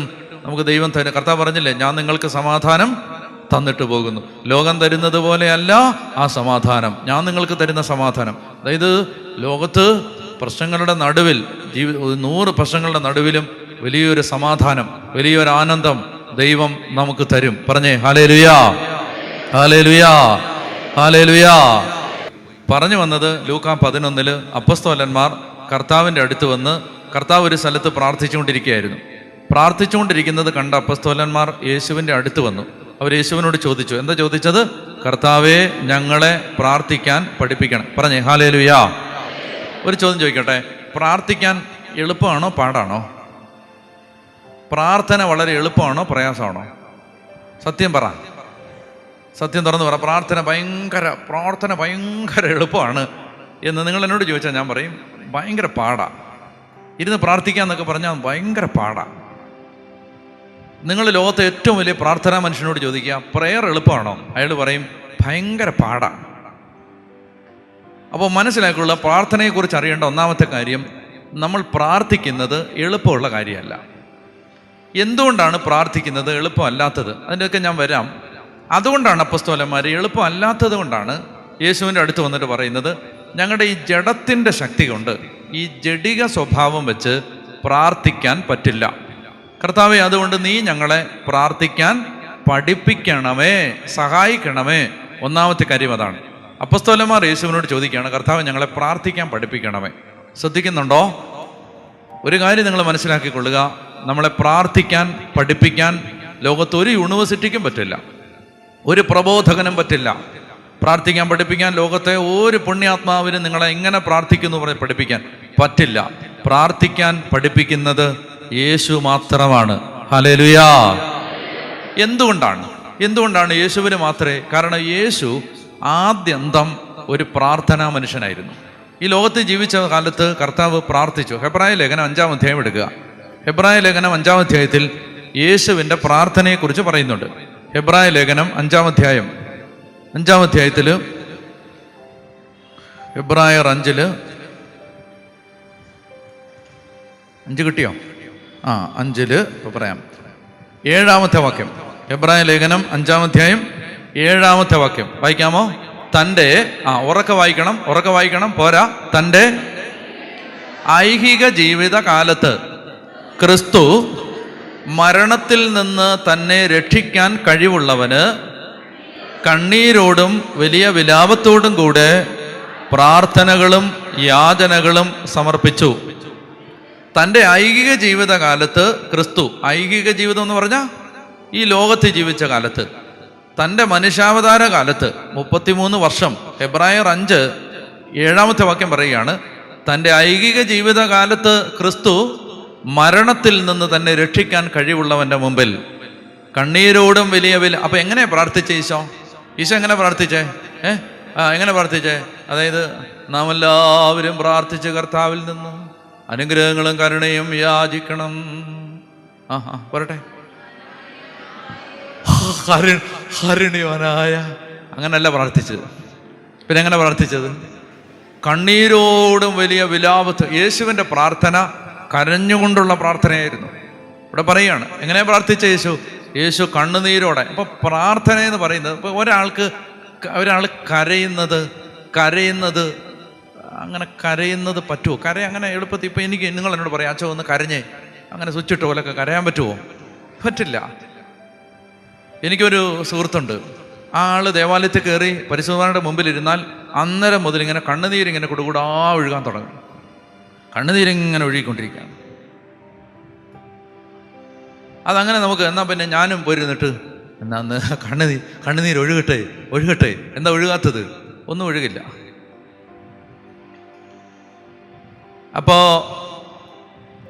ഈ പ്രയറിനകത്ത് നമ്മുടെ അകം ഉൾച്ചേരാതെ, നമ്മുടെ ആത്മാവ് അതിൽ പങ്കെടുക്കാതെ, നമ്മുടെ അകത്തു നിന്നത് വരാതെ ഒരാൾക്കൊന്നും കരഞ്ഞ് പ്രാർത്ഥിക്കാനൊന്നും പറ്റില്ല. മനസ്സിലായി? നിങ്ങൾ പരിശുദ്ധ കുർബാനയുടെ പ്രാർത്ഥനകൾ ചൊല്ലുമ്പോൾ നിങ്ങൾക്കത് ഹൃദയത്തെ തൊടണമെങ്കിൽ നിങ്ങൾ ആ ആത്മാവിൽ അതിനെ ഏറ്റെടുക്കാതെ പറ്റില്ല. പ്രാർത്ഥനകളുടെ അർത്ഥം അറിയാതെ പറ്റില്ല. ഇപ്പോൾ നമ്മളിങ്ങനെ ഒത്തിരി പ്രാർത്ഥനകൾ ചൊല്ലുന്നുണ്ട്, പലതിൻ്റെ അർത്ഥം അറിഞ്ഞുകൂടാ, അല്ലേ? ഒത്തിരി കാര്യങ്ങളുടെ അർത്ഥം അറിഞ്ഞുകൂടാ. ഒരു എന്ത് അർത്ഥം ചോദിച്ചാൽ നമ്മൾ ചോദിക്കുന്നവർ നാണം കെടുത്തേ ഉള്ളൂ. ഇനി നിങ്ങൾ എന്നോട് ചോദിച്ചാൽ എല്ലാം എനിക്കും അറിയണമെന്നില്ല. അപ്പം അങ്ങനെ നമ്മൾ അർത്ഥം അറിയാതെ, ഈശോ സമരിയക്കാരോട് പറഞ്ഞില്ലേ, നിങ്ങൾ അറിയാത്തതിനെ സമരിയാക്കാരോട് ഈശോ എന്നാ പറഞ്ഞേ? നിനക്ക് സുഖമാണോ? പിള്ളേരൊക്കെ എത്ര ഉണ്ട്? എന്താ ഈശോ സമരിയാക്കാരോട് എന്താ ചോദിച്ചേ? നിങ്ങൾ ചുമ്മാ ഒരുമാതിരി. സമരിയാക്കാരോട് ഈശോ എന്തെങ്കിലും ചോദിച്ചോ? എന്തെങ്കിലും ചോദിച്ചോ? പിള്ളേരെ സമരിയാക്കാരിയോട് എന്തെങ്കിലും ചോദിച്ചോ? കുടിക്കാൻ വെള്ളം തരാൻ പറഞ്ഞു അല്ലേ? കുടിക്കാൻ വെള്ളം തരാൻ പറഞ്ഞു. അപ്പോൾ കുടിക്കാൻ വെള്ളം തരാൻ പറഞ്ഞപ്പോൾ അവളെന്താ പറഞ്ഞു? നാരങ്ങ വെള്ളം വേണോ, മാംഗോ ജ്യൂസ് വേണോ എന്താ പറഞ്ഞേ? എന്താ അവള് പറഞ്ഞു, നീ യഹൂദനായിരിക്കെ സമരിയാക്കാരിയായ എന്നോട് കുടിക്കാൻ ചോദിക്കുന്നത് മോശമാണ് കേട്ടോ എന്ന് പറഞ്ഞു. ഉടനെ കർത്താവ് എന്താ പറഞ്ഞേ? നിന്നോട് സംസാരിക്കുന്നവൻ ആരെന്നും അവന് തരാൻ പറ്റുന്നത് എന്താണെന്നും നീ അറിഞ്ഞിരുന്നെങ്കിൽ നീ എന്നോട് ചോദിക്കുകയും ഞാൻ നിനക്ക് ജീവന്റെ ജലം തരികയും ചെയ്യുമായിരുന്നു. അപ്പോൾ അവള് പറഞ്ഞു, പിന്നെ നിൻ്റെ കയ്യിൽ പിന്നെ പാളയും കയറൊന്നും ഇല്ലല്ലോ, തൊട്ടിയും കയറും, നീ കിണറാണെങ്കിൽ ആഴമുള്ളതും, നീ എങ്ങനെ വെള്ളം കോരും? ചുമ്മാ തള്ളാതെ സാറേ എന്ന് ആര് പറഞ്ഞു? സമരിയാക്കാരി പറഞ്ഞു. ഉടനെ കർത്താവ് പറയാണ്, ഞാൻ നിനക്ക് ജീവന്റെ ജലം തരും, പിന്നെ നിനക്ക് വെള്ളം വരേണ്ടി വരത്തില്ല, അത് നിനക്ക് നിത്യജീവനിലേക്ക് നിർഗളിക്കുന്ന അരുവിയായിട്ട് മാറും. അപ്പോൾ അവൾ പറഞ്ഞു, അങ്ങനെയാണെങ്കിൽ കൊള്ളാമല്ലോ സാറേ, ആ വെള്ളം എനിക്ക് തരാം, അങ്ങനെയാണെങ്കിൽ എനിക്ക് വെള്ളം കോരാൻ വരണ്ടല്ലോ. കർത്താവ് പറഞ്ഞു, ആ വെള്ളം തരാം, നിൻ്റെ ഹസ്ബൻഡിനെ കൊണ്ടുവരാൻ പറഞ്ഞു. അപ്പോൾ അവൾ പറഞ്ഞു, കുച്ച് നഹി ഹേ എന്ന് പറഞ്ഞു. എന്ന് പറഞ്ഞ് എനിക്ക് ഭർത്താവില്ല എന്ന് പറഞ്ഞു, എനിക്ക് ഭർത്താവില്ല. അപ്പോൾ കർത്താവ് പറഞ്ഞു, എന്ത് പറഞ്ഞു? ശരിയാണ്, നീ ഉണ്മയാണ് ചൊല്ലിയിട്ടെ. എന്താ പറഞ്ഞത്? നീ പറഞ്ഞത് സത്യമാണ്. എന്താണ്? നിനക്ക് ഭർത്താവില്ല, നിനക്ക് 5 ഭർത്താക്കന്മാർ ഉണ്ടായിരുന്നു, എനിക്കതറിയാം കേട്ടോ, നിനക്ക് 5 ഭർത്താക്കന്മാരുണ്ടായിരുന്നു, ഇപ്പോഴുള്ളവനോ നിന്റെ ഭർത്താവല്ല. ഉടനെ വിഷയം മാറ്റാൻ വേണ്ടി അവൾ പറഞ്ഞു, യഹൂദന്മാർ പറയുന്നു ജെറുസലേമിൽ പോയി ആരാധിക്കണമെന്ന്. വിഷയം മാറ്റണം. എന്തിനാ? കെട്ടിയവനെ കൊണ്ടുവരാൻ പറഞ്ഞപ്പോൾ പഴയ കാര്യമെല്ലാം കർത്താവ് പിടിച്ച് കുടഞ്ഞിട്ടു. അപ്പോൾ അവിടെ ഭയങ്കര രസകരമായൊരു സംഭവമുണ്ട്. അതായത് യേശുവും ശിഷ്യന്മാർ എവിടുന്ന് വരികയാണ്? ഈ സമരിയാക്കാരിയോട് സംസാരിക്കുന്ന സമയത്ത് യേശുവും ശിഷ്യന്മാർ എവിടുന്നാണ് വന്നേ? എവിടുന്ന ഈ വന്ന യേശുവും ശിഷ്യന്മാരും? എറണാകുളത്തു നിന്നോ? ജെറുസലേമിൽ നിന്നാണ് വന്നത്. നിങ്ങൾ ബൈബിൾ വായിക്കണം കേട്ടോ. ജെറുസലേമിൽ നിന്നാണ് വന്നത്. ജെറുസലേമിൽ നിന്ന് അവർ എവിടേക്ക് പോവുകയായിരുന്നു? ജെറിക്കോയിലേക്ക് അല്ല, അവർ യേശുവിൻ്റെ ഗലീലയിലേക്ക് പോകുമായിരുന്നു. ജെറുസലേമിൽ നിന്ന് ഗലീലയിലേക്കുള്ള യാത്രാമധ്യയാണ് സിക്കാർ എന്ന് പറയുന്ന പട്ടണത്തിൽ യാക്കോബിൻ്റെ കിണറുള്ള സ്ഥലത്ത് യേശു വന്ന് അവിടെ മടുത്ത് ക്ഷീണിച്ച് കർത്താവ് അവിടെ ഇരിക്കുന്നത് കേട്ടോ. നിങ്ങൾ കുറച്ച് ബൈബിൾ വായിക്കണം കേട്ടോ. അപ്പോൾ അവിടെ വന്നിരുന്നു. അപ്പോൾ ആ സമയത്താണ് എന്ത് ചെയ്തു? ഒരു സമരിയാക്കാരി വെള്ളം കോരാൻ വന്നു. ഇപ്പോൾ യേശു ശിഷ്യന്മാർ എല്ലാം കൂടെ എത്ര പേരുണ്ട്? ടോട്ടൽ നമ്പർ ഓഫ് പീപ്പിൾ എത്ര ഉണ്ട്? 13. 13 പേരുണ്ട്. ഇപ്പോൾ 13 പേരാണ് മൊത്തം ഉള്ളത്. ഈ 13 പേരിൽ ഈ സമരിയാക്കാർ വരുന്ന സമയത്ത് എത്ര പേരുണ്ട് അവിടെ? ഈശോ മാത്രമേ ഉള്ളൂ. ബാക്കിയുള്ളവരവിടെ പോയി ഭക്ഷണം വാങ്ങാൻ പോയിരുന്നു. ലോകത്ത് വല്ലവരും ചെയ്യുന്ന കാര്യമാണോ? 13 പേർക്ക് ഫുഡ് വാങ്ങിക്കാൻ 12 പേര് പോവും. നിങ്ങളെന്ന് ആലോചിച്ച് നോക്കി. എനിക്കത് വായിച്ചിട്ട് ഒരു എത്തും പിടി. ഇതെന്താ എന്തൊരു നാണം കെട്ട പരിപാടി. അത് നട്ടുച്ച വെയിലത്ത്, മനുഷ്യൻ എരിപൊരി വെയിലത്ത്, ഉഗ്ര ഗ്രീഷ്മതാപം തലയ്ക്ക് മുകളിൽ, അത്രയും നട്ടുച്ച കത്തുന്ന വേവിൻ്റെ താഴെ ഈ മണലാരണ്യത്തിലൂടെ നടന്നു വന്നവന്മാർ 13 പേർക്ക് ആഹാരം വാങ്ങാൻ എത്ര പേര് പോയി? 12 പേര്. മണ്ടന്മാർ. 1-2 പേര് പോയിട്ട് പൊറോട്ട ഇറച്ചി വാങ്ങിച്ചുകൊണ്ട് വന്നാൽ പോരെ? 13 പേര് പോയിരിക്കുകയാണ്. അപ്പം ഞാനിത് വായിക്കുമ്പോഴൊക്കെ എൻ്റെ മനസ്സിൽ ഇത് ഞാൻ ഈ കമൻട്രി എല്ലാം നോക്കി. എന്താ ഇതെന്തിനാ ഈ 13 പേര് 12 പേര് പോയത്? എനിക്കത് മനസ്സിലായില്ല. പിന്നാണ് എനിക്കത് മനസ്സിലായത്. കുറേ നാൾ കഴിഞ്ഞാൽ മനസ്സിലായത്. എന്തെന്നറിയാമോ? കർത്താവ് നിർബന്ധിച്ച് വിട്ടതാണ്. ആരെ? ഈ 12 എണ്ണത്തെയും. അപ്പോൾ പത്രോസ് പറഞ്ഞില്ല, ഞാൻ നിനക്ക് ആരെങ്കിലും വേണം, അറ്റാക്കൊക്കെ വരാൻ, സിംഹമൊക്കെ വരുന്ന വഴിയാണ്, ഞാൻ നിന്നെ കൂടെ ഇല്ലില്ല പോയി എല്ലാവരും പോയി, നിങ്ങൾ ഒരുമിച്ച് പോകുമോ? ഒരുമിച്ച് പോയി വാങ്ങിച്ചോണ്ട് എല്ലാവരും പാട്ടൊക്കെ പാടി കഥയൊക്കെ പറഞ്ഞു പോയി നിർബന്ധിച്ച്. ഇതാണ് നമ്മുടെ കുമ്പസാരക്കൂട്. എന്താ? ഈ സിക്കാറിലെ യാക്കോബിൻ്റെ കിണറ്റുങ്കരയാണ്. അതുകൊണ്ടാണ് കർത്താവ് എന്ത്? നമ്മുടെ സ്വകാര്യതകളെല്ലാം ഈശോ കേൾക്കുന്നത് മറ്റൊരാളുടെ സാന്നിധ്യമില്ലാതെയാണ്. അവർക്ക് പറഞ്ഞേ ഹല്ലേലൂയാ, പറഞ്ഞേ ഹല്ലേലൂയാ. അപ്പോൾ അതാണ് കർത്താവിന് നമ്മുടെ ജീവിത തിന്മ നിറഞ്ഞ ഭൂതകാലത്തോടുള്ള ദൈവത്തിൻ്റെ സമീപനം. നമ്മുടെ കഴിഞ്ഞകാല ജീവിതത്തിൻ്റെ തിന്മകൾ ദൈവം പരിഗണിക്കുന്നില്ല. ഇപ്പോൾ എല്ലാവരും അനുദമിക്കണമെന്നും അവിടുത്തെ പക്കലേക്ക് മടങ്ങി വരണമെന്നാണ് അവിടെ നിന്ന് ആഗ്രഹിക്കുന്നത്. ഓക്കെ, സന്ദർഭവശാൽ പറഞ്ഞേ ഉള്ളൂ. അപ്പോൾ ഇവളുടെ ജീവിതത്തിൽ സംഭവിച്ച അബദ്ധങ്ങൾ, ഇവൾക്ക് വന്ന ബലഹീനത, പാവത്തിന് വന്ന പാപങ്ങളെല്ലാം കർത്താവ് എന്ത് ചെയ്ത് കുടഞ്ഞിട്ടു. അപ്പോൾ കർത്താവ് പറഞ്ഞു, എനിക്കറിയാമെന്ന് പറഞ്ഞു. നിനക്ക് 5 ഭർത്താക്കന്മാരുണ്ടായിരുന്നു, എനിക്കറിയാം. എല്ലാം അറിഞ്ഞല്ലേ. അപ്പോൾ കർത്താവ് പറഞ്ഞു, നീ ഇപ്പോഴുള്ളവൻ നിൻ്റെ ഭർത്താവും അല്ല. തീർന്നു. അപ്പോൾ ഉടനെ വിഷയം മാറ്റാൻ വേണ്ടി ചേച്ചി പറഞ്ഞു, എന്താ വിശക്കുന്നുണ്ടോ, ഞാൻ ചോറ് തരട്ടെ, ചോറ്. അങ്ങനെ വിഷയം മാറ്റാൻ വേണ്ടി നമ്മൾ പറയുന്നത് പോലെ തന്നെ ഇവള് പറഞ്ഞു, യഹൂദന്മാർ പറയുന്നു ജെറുസലേമിനാണ് ആരാധിക്കേണ്ടത്, എന്നാൽ ഞങ്ങളെ പിതാക്കന്മാർ പറയുന്നു ഈ മലയിലാണ്, ഗരിസീം മലയിലാണ് ദൈവത്തെ ആരാധിക്കേണ്ടത്. നീ എന്നാ പറയുന്നു? ഉടനെ കർത്താവ് പറഞ്ഞു, ഈ മലയിലോ ആ മലയിലോ അല്ല, മറിച്ച് യഥാർത്ഥ ആരാധകർ ദൈവത്തെ ആരാധിക്കുന്നത് എങ്ങനെയാണ്? ആത്മാവിലും സത്യത്തിലും ദൈവത്തെ ആരാധിക്കുന്ന സമയം വരുന്നു, അല്ല വന്നു കഴിഞ്ഞു. കർത്താവ് പറയുകയാണ്, യഥാർത്ഥ ആരാധകർ ദൈവത്തെ ആരാധിക്കുന്നത് ആത്മാവിലും സത്യത്തിലുമാണ്. പറഞ്ഞേ ഹല്ലേലൂയാ. എന്ന് പറഞ്ഞാൽ എന്താണ്? ആത്മാവിലും സത്യത്തിലും എന്ന് പറഞ്ഞാൽ ആരാധന വരുന്നത് അകത്തു നിന്നാണ്, പുറത്തു നിന്നല്ല. ആരാധന വരുന്നത് വായിൽ നിന്നല്ല, ചങ്കിൽ നിന്നാണ്. അതാണ് ആത്മാവിലും സത്യത്തിലുമുള്ള ആരാധന. അത് ഞാൻ പറഞ്ഞു, കരച്ചിലൊക്കെ വരുന്നത് ആർട്ടിഫിഷ്യൽ അല്ല, മറിച്ച് ഇത് അകത്തു നിന്ന് വരികയാണ്. ദൈവമേ എന്ന് വിളിക്കുമ്പോൾ ഒരാളുടെ കണ്ണ് നിറയുകയാണ്, യേശുവേ എന്ന് വിളിക്കുമ്പോൾ ഒരാൾ കരഞ്ഞു പോവുകയാണ്, കർത്താവേ എന്ന് വിളിച്ച് ഒരാൾ പ്രാർത്ഥിക്കുമ്പോൾ അയാളുടെ ഉള്ളൊരുക്കുകയാണ്. അത് വരുന്നത് ഈ അകത്ത് നടക്കുന്ന ആത്മാവിലും സത്യത്തിലും നടക്കുന്ന ആരാധനയിൽ നിന്നാണ് അത്തരം ചില ഭാവങ്ങൾ പുറത്തു വരുന്നത്. അപ്പോൾ ഈശോ പറയുകയാണ്, ആത്മാവിലും സത്യത്തിലും ആരാധിക്കുന്നവരെയാണ് ദൈവം അന്വേഷിക്കുന്നത്. എന്നിട്ട് ഈശോ പറഞ്ഞ വാചകമാണ്, നിങ്ങൾ അറിയാത്തതിനെ ആരാധിക്കുന്നു, ഞങ്ങളാകട്ടെ അറിയുന്നതിനെ ആരാധിക്കുന്നു. അറിയാത്തതിനെ ആരാധിക്കരുത്, അറിയാതെ ആരാധിക്കരുത്. അപ്പോൾ എന്താ സംഭവിക്കുന്നത് അറിയാം? നമ്മൾ ഈ കുർബാന പുസ്തകം ഉണ്ടോ നിങ്ങളുടെ കയ്യിൽ? അതെടുക്കണം. എടുത്തിട്ട് അതിനകത്ത് പ്രാർത്ഥനകളുണ്ട്. ആ പ്രാർത്ഥനകൾ പൗലോസ് ശ്ലീഹ ധന്യൻ ചൊൽ കേട്ടതിന് ദൈവം എന്ന് പറഞ്ഞാൽ എന്താ? ആര് കേട്ടെന്നായി പറയുന്നത്? പൗലോസ് ശ്ലീഹ കേട്ടെന്നോ? മനസ്സിലായോ? ഞാൻ ചോദിക്കാൻ പോയാൽ നിങ്ങൾ നാണം കെടും, എനിക്കറിയാം. അതായത് നമുക്കത് കുറച്ച് പേർക്കൊക്കെ അറിയാമായിരിക്കും, എല്ലാവർക്കും ഒന്നും അറിയത്തില്ല. ഇനി അറിയാത്തത് കൊണ്ട് നരകത്തിൽ പോകുന്നതെന്ന് ഞാൻ പറയുന്നില്ല. പക്ഷേ നിങ്ങൾ ആരാധനയുടെ നന്മ നിങ്ങൾക്ക് അനുഭവിക്കാൻ പറ്റില്ല. അറിയാതെ ആരാധിച്ചാൽ നിങ്ങൾ വർഷങ്ങളായിട്ട് ഇത് പാടുന്നുണ്ട് അല്ലേ?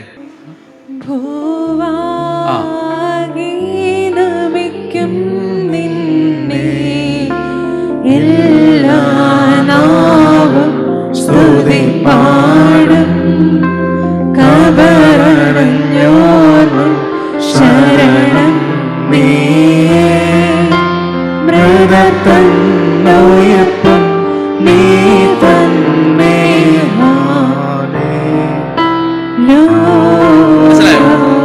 അതായത് ഈ ഭൂമി മുഴുവൻ നിന്നെ നമിക്കുന്നു, ഭൂവാകെ നമിക്കും നിന്നെ. പിന്നെന്താ? എല്ലാ നാവും, എല്ലാ മുട്ടുകളും അടങ്ങും, എല്ലാ നാവുകളും അങ്ങയുടെ സ്തുതികൾ പാടും, അങ്ങയുടെ നാമം പ്രകീർത്തിക്കും എല്ലാ നാവുകളും. അപ്പോൾ ഭൂവാകെ നമിക്കും നിന്നെ, എല്ലാ നാവും സ്തുതി പാടും. പിന്നെ കബറടക്കിയവരുടെ, ഇപ്പം അടക്കപ്പെട്ട് ശവകുടീരങ്ങളിൽ കിടക്കുന്നവരുടെ ശരണം നീയാണ്. പിന്നെ മരിച്ചവരെ ഉയർപ്പിക്കുന്നതും നീയാണ് എന്ന് പറഞ്ഞാണ് ആരാധിക്കുന്നത്. അപ്പോൾ അത് പ്രാർത്ഥിക്കുന്ന സമയത്ത് അപ്പോൾ എന്താ അത്? നമുക്കൊന്ന് ഒരു സെക്കൻഡ് ഒന്ന് ആലോചിച്ച് അതിൻ്റെ അർത്ഥം കിട്ടും.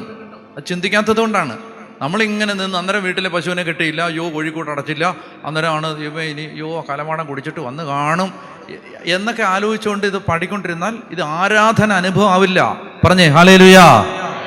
ആരാധന സജീവമാവില്ല. ആരാധന സജീവം ശരിക്കും അത് ഉള്ളറിഞ്ഞ് പാടണം, പ്രാർത്ഥിക്കണം. ദൈവത്തിൻ്റെ ആത്മാവ് ശക്തമായി ആവസിക്കും എന്നുറക്കെ പറയാവോ? ഹല്ലേലൂയാ.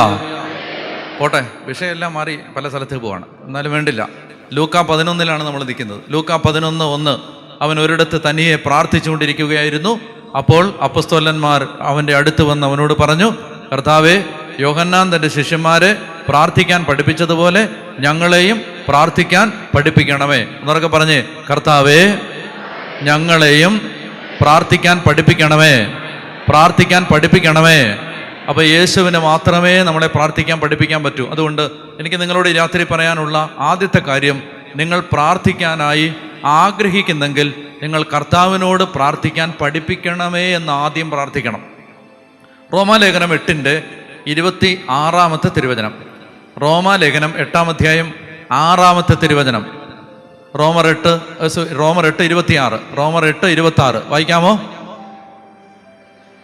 നമ്മുടെ ബലഹീനതയിൽ ആത്മാവ് നമ്മെ സഹായിക്കുന്നു. ഒന്നുകൂടെ വായിക്കാം. റോമർ 8:26. നമ്മുടെ ബലഹീനതയിൽ ആത്മാവ് നമ്മെ സഹായിക്കുന്നു. വേണ്ട വിധം പ്രാർത്ഥിക്കേണ്ടത് എങ്ങനെയെന്ന് നമുക്ക് അറിഞ്ഞുകൂടാ. അതാ പ്രശ്നം. മനസ്സിലായോ? വേണ്ട വിധം പ്രാർത്ഥിക്കേണ്ടത് എങ്ങനെയെന്ന് നമുക്ക് അറിഞ്ഞുകൂടാ. പറഞ്ഞേ ഹല്ലേലൂയാ. ഞാൻ വളരെ പ്രധാനപ്പെട്ട ഒരു കാര്യം നിങ്ങൾക്ക് പറഞ്ഞു തന്നാൽ നിങ്ങൾ ശ്രദ്ധിക്കുമോ? ശ്രദ്ധിച്ചില്ലെങ്കിൽ നിങ്ങൾക്ക് മനസ്സിലാവില്ലത്. മനസ്സിലായാൽ നമുക്ക് ഒത്തിരി കാര്യങ്ങൾ പിടികിട്ടുകയും ചെയ്യും. നന്നായിട്ട് ശ്രദ്ധിച്ചിരിക്കണം. അതായത് ഇവിടെ പറയുകയാണ് വേണ്ട വിധം പ്രാർത്ഥിക്കേണ്ടത് എങ്ങനെയെന്ന് നമുക്ക്. അപ്പം നിങ്ങൾ സമ്മതിക്കുമോ ഇത്? Yes or no?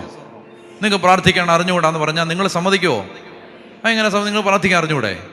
എന്തെല്ലാം പ്രാർത്ഥന നിങ്ങൾക്കറിയാം. സ്വർഗ്ഗസ്ഥനായ പിതാവെ അറിയാം, നന്മ നിറഞ്ഞ മറിയം അറിയാം, കൊന്തയെല്ലാം അറിയാം, നൊവേനയെല്ലാം അറിയാം, കരുണക്കൊന്തയെല്ലാം അറിയാം, സ്വയം പ്രേരിത പ്രാർത്ഥന നിങ്ങൾക്കൊക്കെ നല്ലപോലെ അറിയാം, സ്പോണ്ടേനിയസ് പ്രയർ. പക്ഷെ പരിശുദ്ധാത്മാവ് പറയുകയാണ് വേണ്ട വിധം പ്രാർത്ഥിക്കേണ്ടത് എങ്ങനെയെന്ന് നമുക്കറിഞ്ഞുകൂടാ. അപ്പം എന്താ അതിൻ്റെ അർത്ഥം? പ്രാർത്ഥിക്കാൻ അറിയാം, പിന്നെന്താ അറിയാത്തേ? വേണ്ട വിധം. അപ്പം അങ്ങനെയാണെങ്കിൽ അടുത്ത ചോദ്യം, എന്താണ് ഈ വേണ്ട വിധമുള്ള പ്രാർത്ഥന? എന്താണ് വേണ്ട വിധം പ്രാർത്ഥിക്കേണ്ടത് എങ്ങനെ? എന്താണ് അത് ഉദ്ദേശിക്കുന്നത്? അപ്പം അതിൻ്റെ അർത്ഥം മനസ്സിലാക്കണമെങ്കിൽ നമ്മളിപ്പോൾ പ്രാർത്ഥിച്ചുകൊണ്ടിരിക്കുന്നത് എന്തിനെല്ലാം വേണ്ടിയാണ്? ഇപ്പം എന്തിനല്ല? നിങ്ങൾ പ്രാർത്ഥിക്കാനായിട്ട് വന്നാൽ, സത്യസന്ധമായിട്ട് തുറന്നു പറയണം, നിങ്ങൾ പ്രാർത്ഥിക്കാനായിട്ട് പള്ളിയിലേക്ക് വന്നാൽ എന്തെല്ലാമാണ് പ്രാർത്ഥിക്കുന്നത്? നമ്മുടെ കാര്യങ്ങൾ, നമ്മുടെ വിഷമം. ശരിയാണോ? നിങ്ങൾ തുറന്ന് സമ്മതിക്കുന്നതിന് ഒരു വിഷമവും നിങ്ങൾ വിചാരിക്കേണ്ട. നമ്മൾ സാധാരണഗതിയിൽ ദൈവമക്കള് ദേവാലയങ്ങളിൽ വരുമ്പോൾ പ്രാർത്ഥിക്കുന്നത് എന്തൊക്കെയാണ്? നമ്മുടെ വീട്ടിലെ കാര്യങ്ങൾ, പ്രയാസങ്ങൾ, ദുഃഖം. ശരിയോ തെറ്റോ? ശരിയോ തെറ്റോ? ശരിയാണ്. അപ്പോൾ പരിശുദ്ധാത്മാവ് പറയാണ് അതല്ല പ്രാർത്ഥിക്കേണ്ടത്. നിങ്ങൾക്ക് കേൾക്കാൻ ചെവിയുണ്ടെങ്കിൽ ഞാൻ എൻ്റെ ജീവിതത്തിൽ ഞാൻ പഠിച്ച ഏറ്റവും നല്ല പാഠങ്ങളിലൊന്ന് നിങ്ങൾക്ക് പറഞ്ഞുതരാം. കേൾക്കാൻ നിങ്ങളുടെ ചെവി തുറക്കപ്പെട്ടാൽ, ശ്രദ്ധിച്ചിരുന്നാൽ. അതായത് നമ്മൾ പ്രാർത്ഥിക്കുന്നതല്ല യഥാർത്ഥത്തിൽ പ്രാർത്ഥിക്കേണ്ടത്. ഇതല്ല പ്രാർത്ഥിക്കേണ്ടത്. ഞാൻ നിങ്ങളോട് കാര്യം പറയട്ടെ, നിങ്ങളൊരു രഹസ്യം പറയട്ടെ. നിങ്ങൾ നിങ്ങളുടെ ഒരു ഭൗതിക ആവശ്യവും പ്രാർത്ഥിച്ചില്ലെങ്കിലും, ഞാൻ കഴിഞ്ഞ എൻ്റെ ജീവിതത്തിലെ അനേകം വർഷങ്ങളുടെ അനുഭവത്തിൽ നിന്ന് നിങ്ങളോട് ഞാൻ പറയുകയാണ്, അനേക വർഷങ്ങളുടെ എന്നെ വളരെ അടുത്തറിയാവുന്ന, ഇപ്പം ഈ ഇടവകയിൽ നിന്ന് തന്നെ ആളുകൾ നമ്മുടെ മൗണ്ട് കാർമലിൽ വന്നിട്ടുണ്ട്. വന്നിട്ട് അവരെന്നോട് ചോദിച്ചിട്ടുണ്ട്, അച്ഛാ ഇതൊക്കെ എങ്ങനെയാണ് നടക്കുന്നേ? ഇതെങ്ങനെയാണ് റൺ ചെയ്യുന്നേ? എങ്ങനെ ഇത് ആരാണ് ഇത് സഹായിക്കുന്നത്? എന്തെല്ലോ കാര്യങ്ങളാണ് നടക്കുന്നത് ലോകത്തിൻ്റെ നാനാഭാഗത്ത്. ഒത്തിരി കാര്യങ്ങൾ നടക്കുന്നുണ്ട്. വടക്കേ ഇന്ത്യയിൽ ഒരുപാട് മിഷൻ വർക്ക് ചെയ്യുന്നുണ്ട്. നമ്മളിപ്പോൾ ആന്ധ്രയിൽ, ഛത്തീസ്ഗഡിൽ, ഒറീസയിൽ, പഞ്ചാബിൽ പള്ളികൾ പണിയുന്നുണ്ട്, ഗ്രാമങ്ങളിൽ സുവിശേഷ വേല ചെയ്യുന്നുണ്ട്. ഒരുപാട് കാര്യങ്ങൾ എങ്ങനെ നടക്കുന്നത്? അപ്പോൾ അത്ഭുതത്തോടെ എന്നോട് ചോദിച്ചിട്ടുണ്ട്, ഇത് എങ്ങനെ നടക്കുന്നത്? ഞാനും അത്ഭുതത്തോടെ ചിന്തിച്ചിട്ടുണ്ട്, ദൈവം ഇതൊക്കെ എങ്ങനെ നടക്കുന്നത്? ഞാൻ നിങ്ങളോട് ചോദിക്കട്ടെ. അപ്പം നിങ്ങൾ പറയും ഡാനിയലച്ചൻ പ്രാർത്ഥിച്ചിട്ടായിരിക്കും, വിൽസനച്ചൻ പ്രാർത്ഥിച്ചിട്ടായിരിക്കും, ആദർശച്ചൻ പ്രാർത്ഥിച്ചിട്ട് അല്ല. ഞാൻ സത്യസന്ധമായിട്ട് നിങ്ങളോട് ഞാൻ പറയുകയാണ്, ദൈവമേ ഇവിടുത്തെ ഭൗതിക ആവശ്യങ്ങൾ നടക്കണേന്ന് പറഞ്ഞിട്ട് അവിടെ ആരും പ്രാർത്ഥിക്കുന്നേ ഇല്ല. പറഞ്ഞേ ഹല്ലേലൂയാ, ഹല്ലേലൂയാ.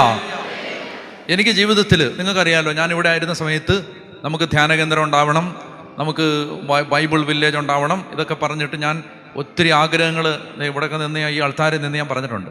ഉണ്ട്, നിങ്ങൾ ഓർക്കുന്നില്ലെങ്കിലും പറഞ്ഞ ഞാനായതുകൊണ്ട് ഞാൻ ഓർക്കുന്നുണ്ട്. ദൈവം, അതായത് ഇവിടെ ഈ നമ്മുടെ ഈ ആൾക്കാരെ നിന്ന് കർത്താവിൻ്റെ സന്നിധിയിൽ ഞാൻ ആഗ്രഹിച്ചിട്ടുണ്ട്. എന്താ? ദൈവമേ ഒരു ധ്യാനകേന്ദ്രം.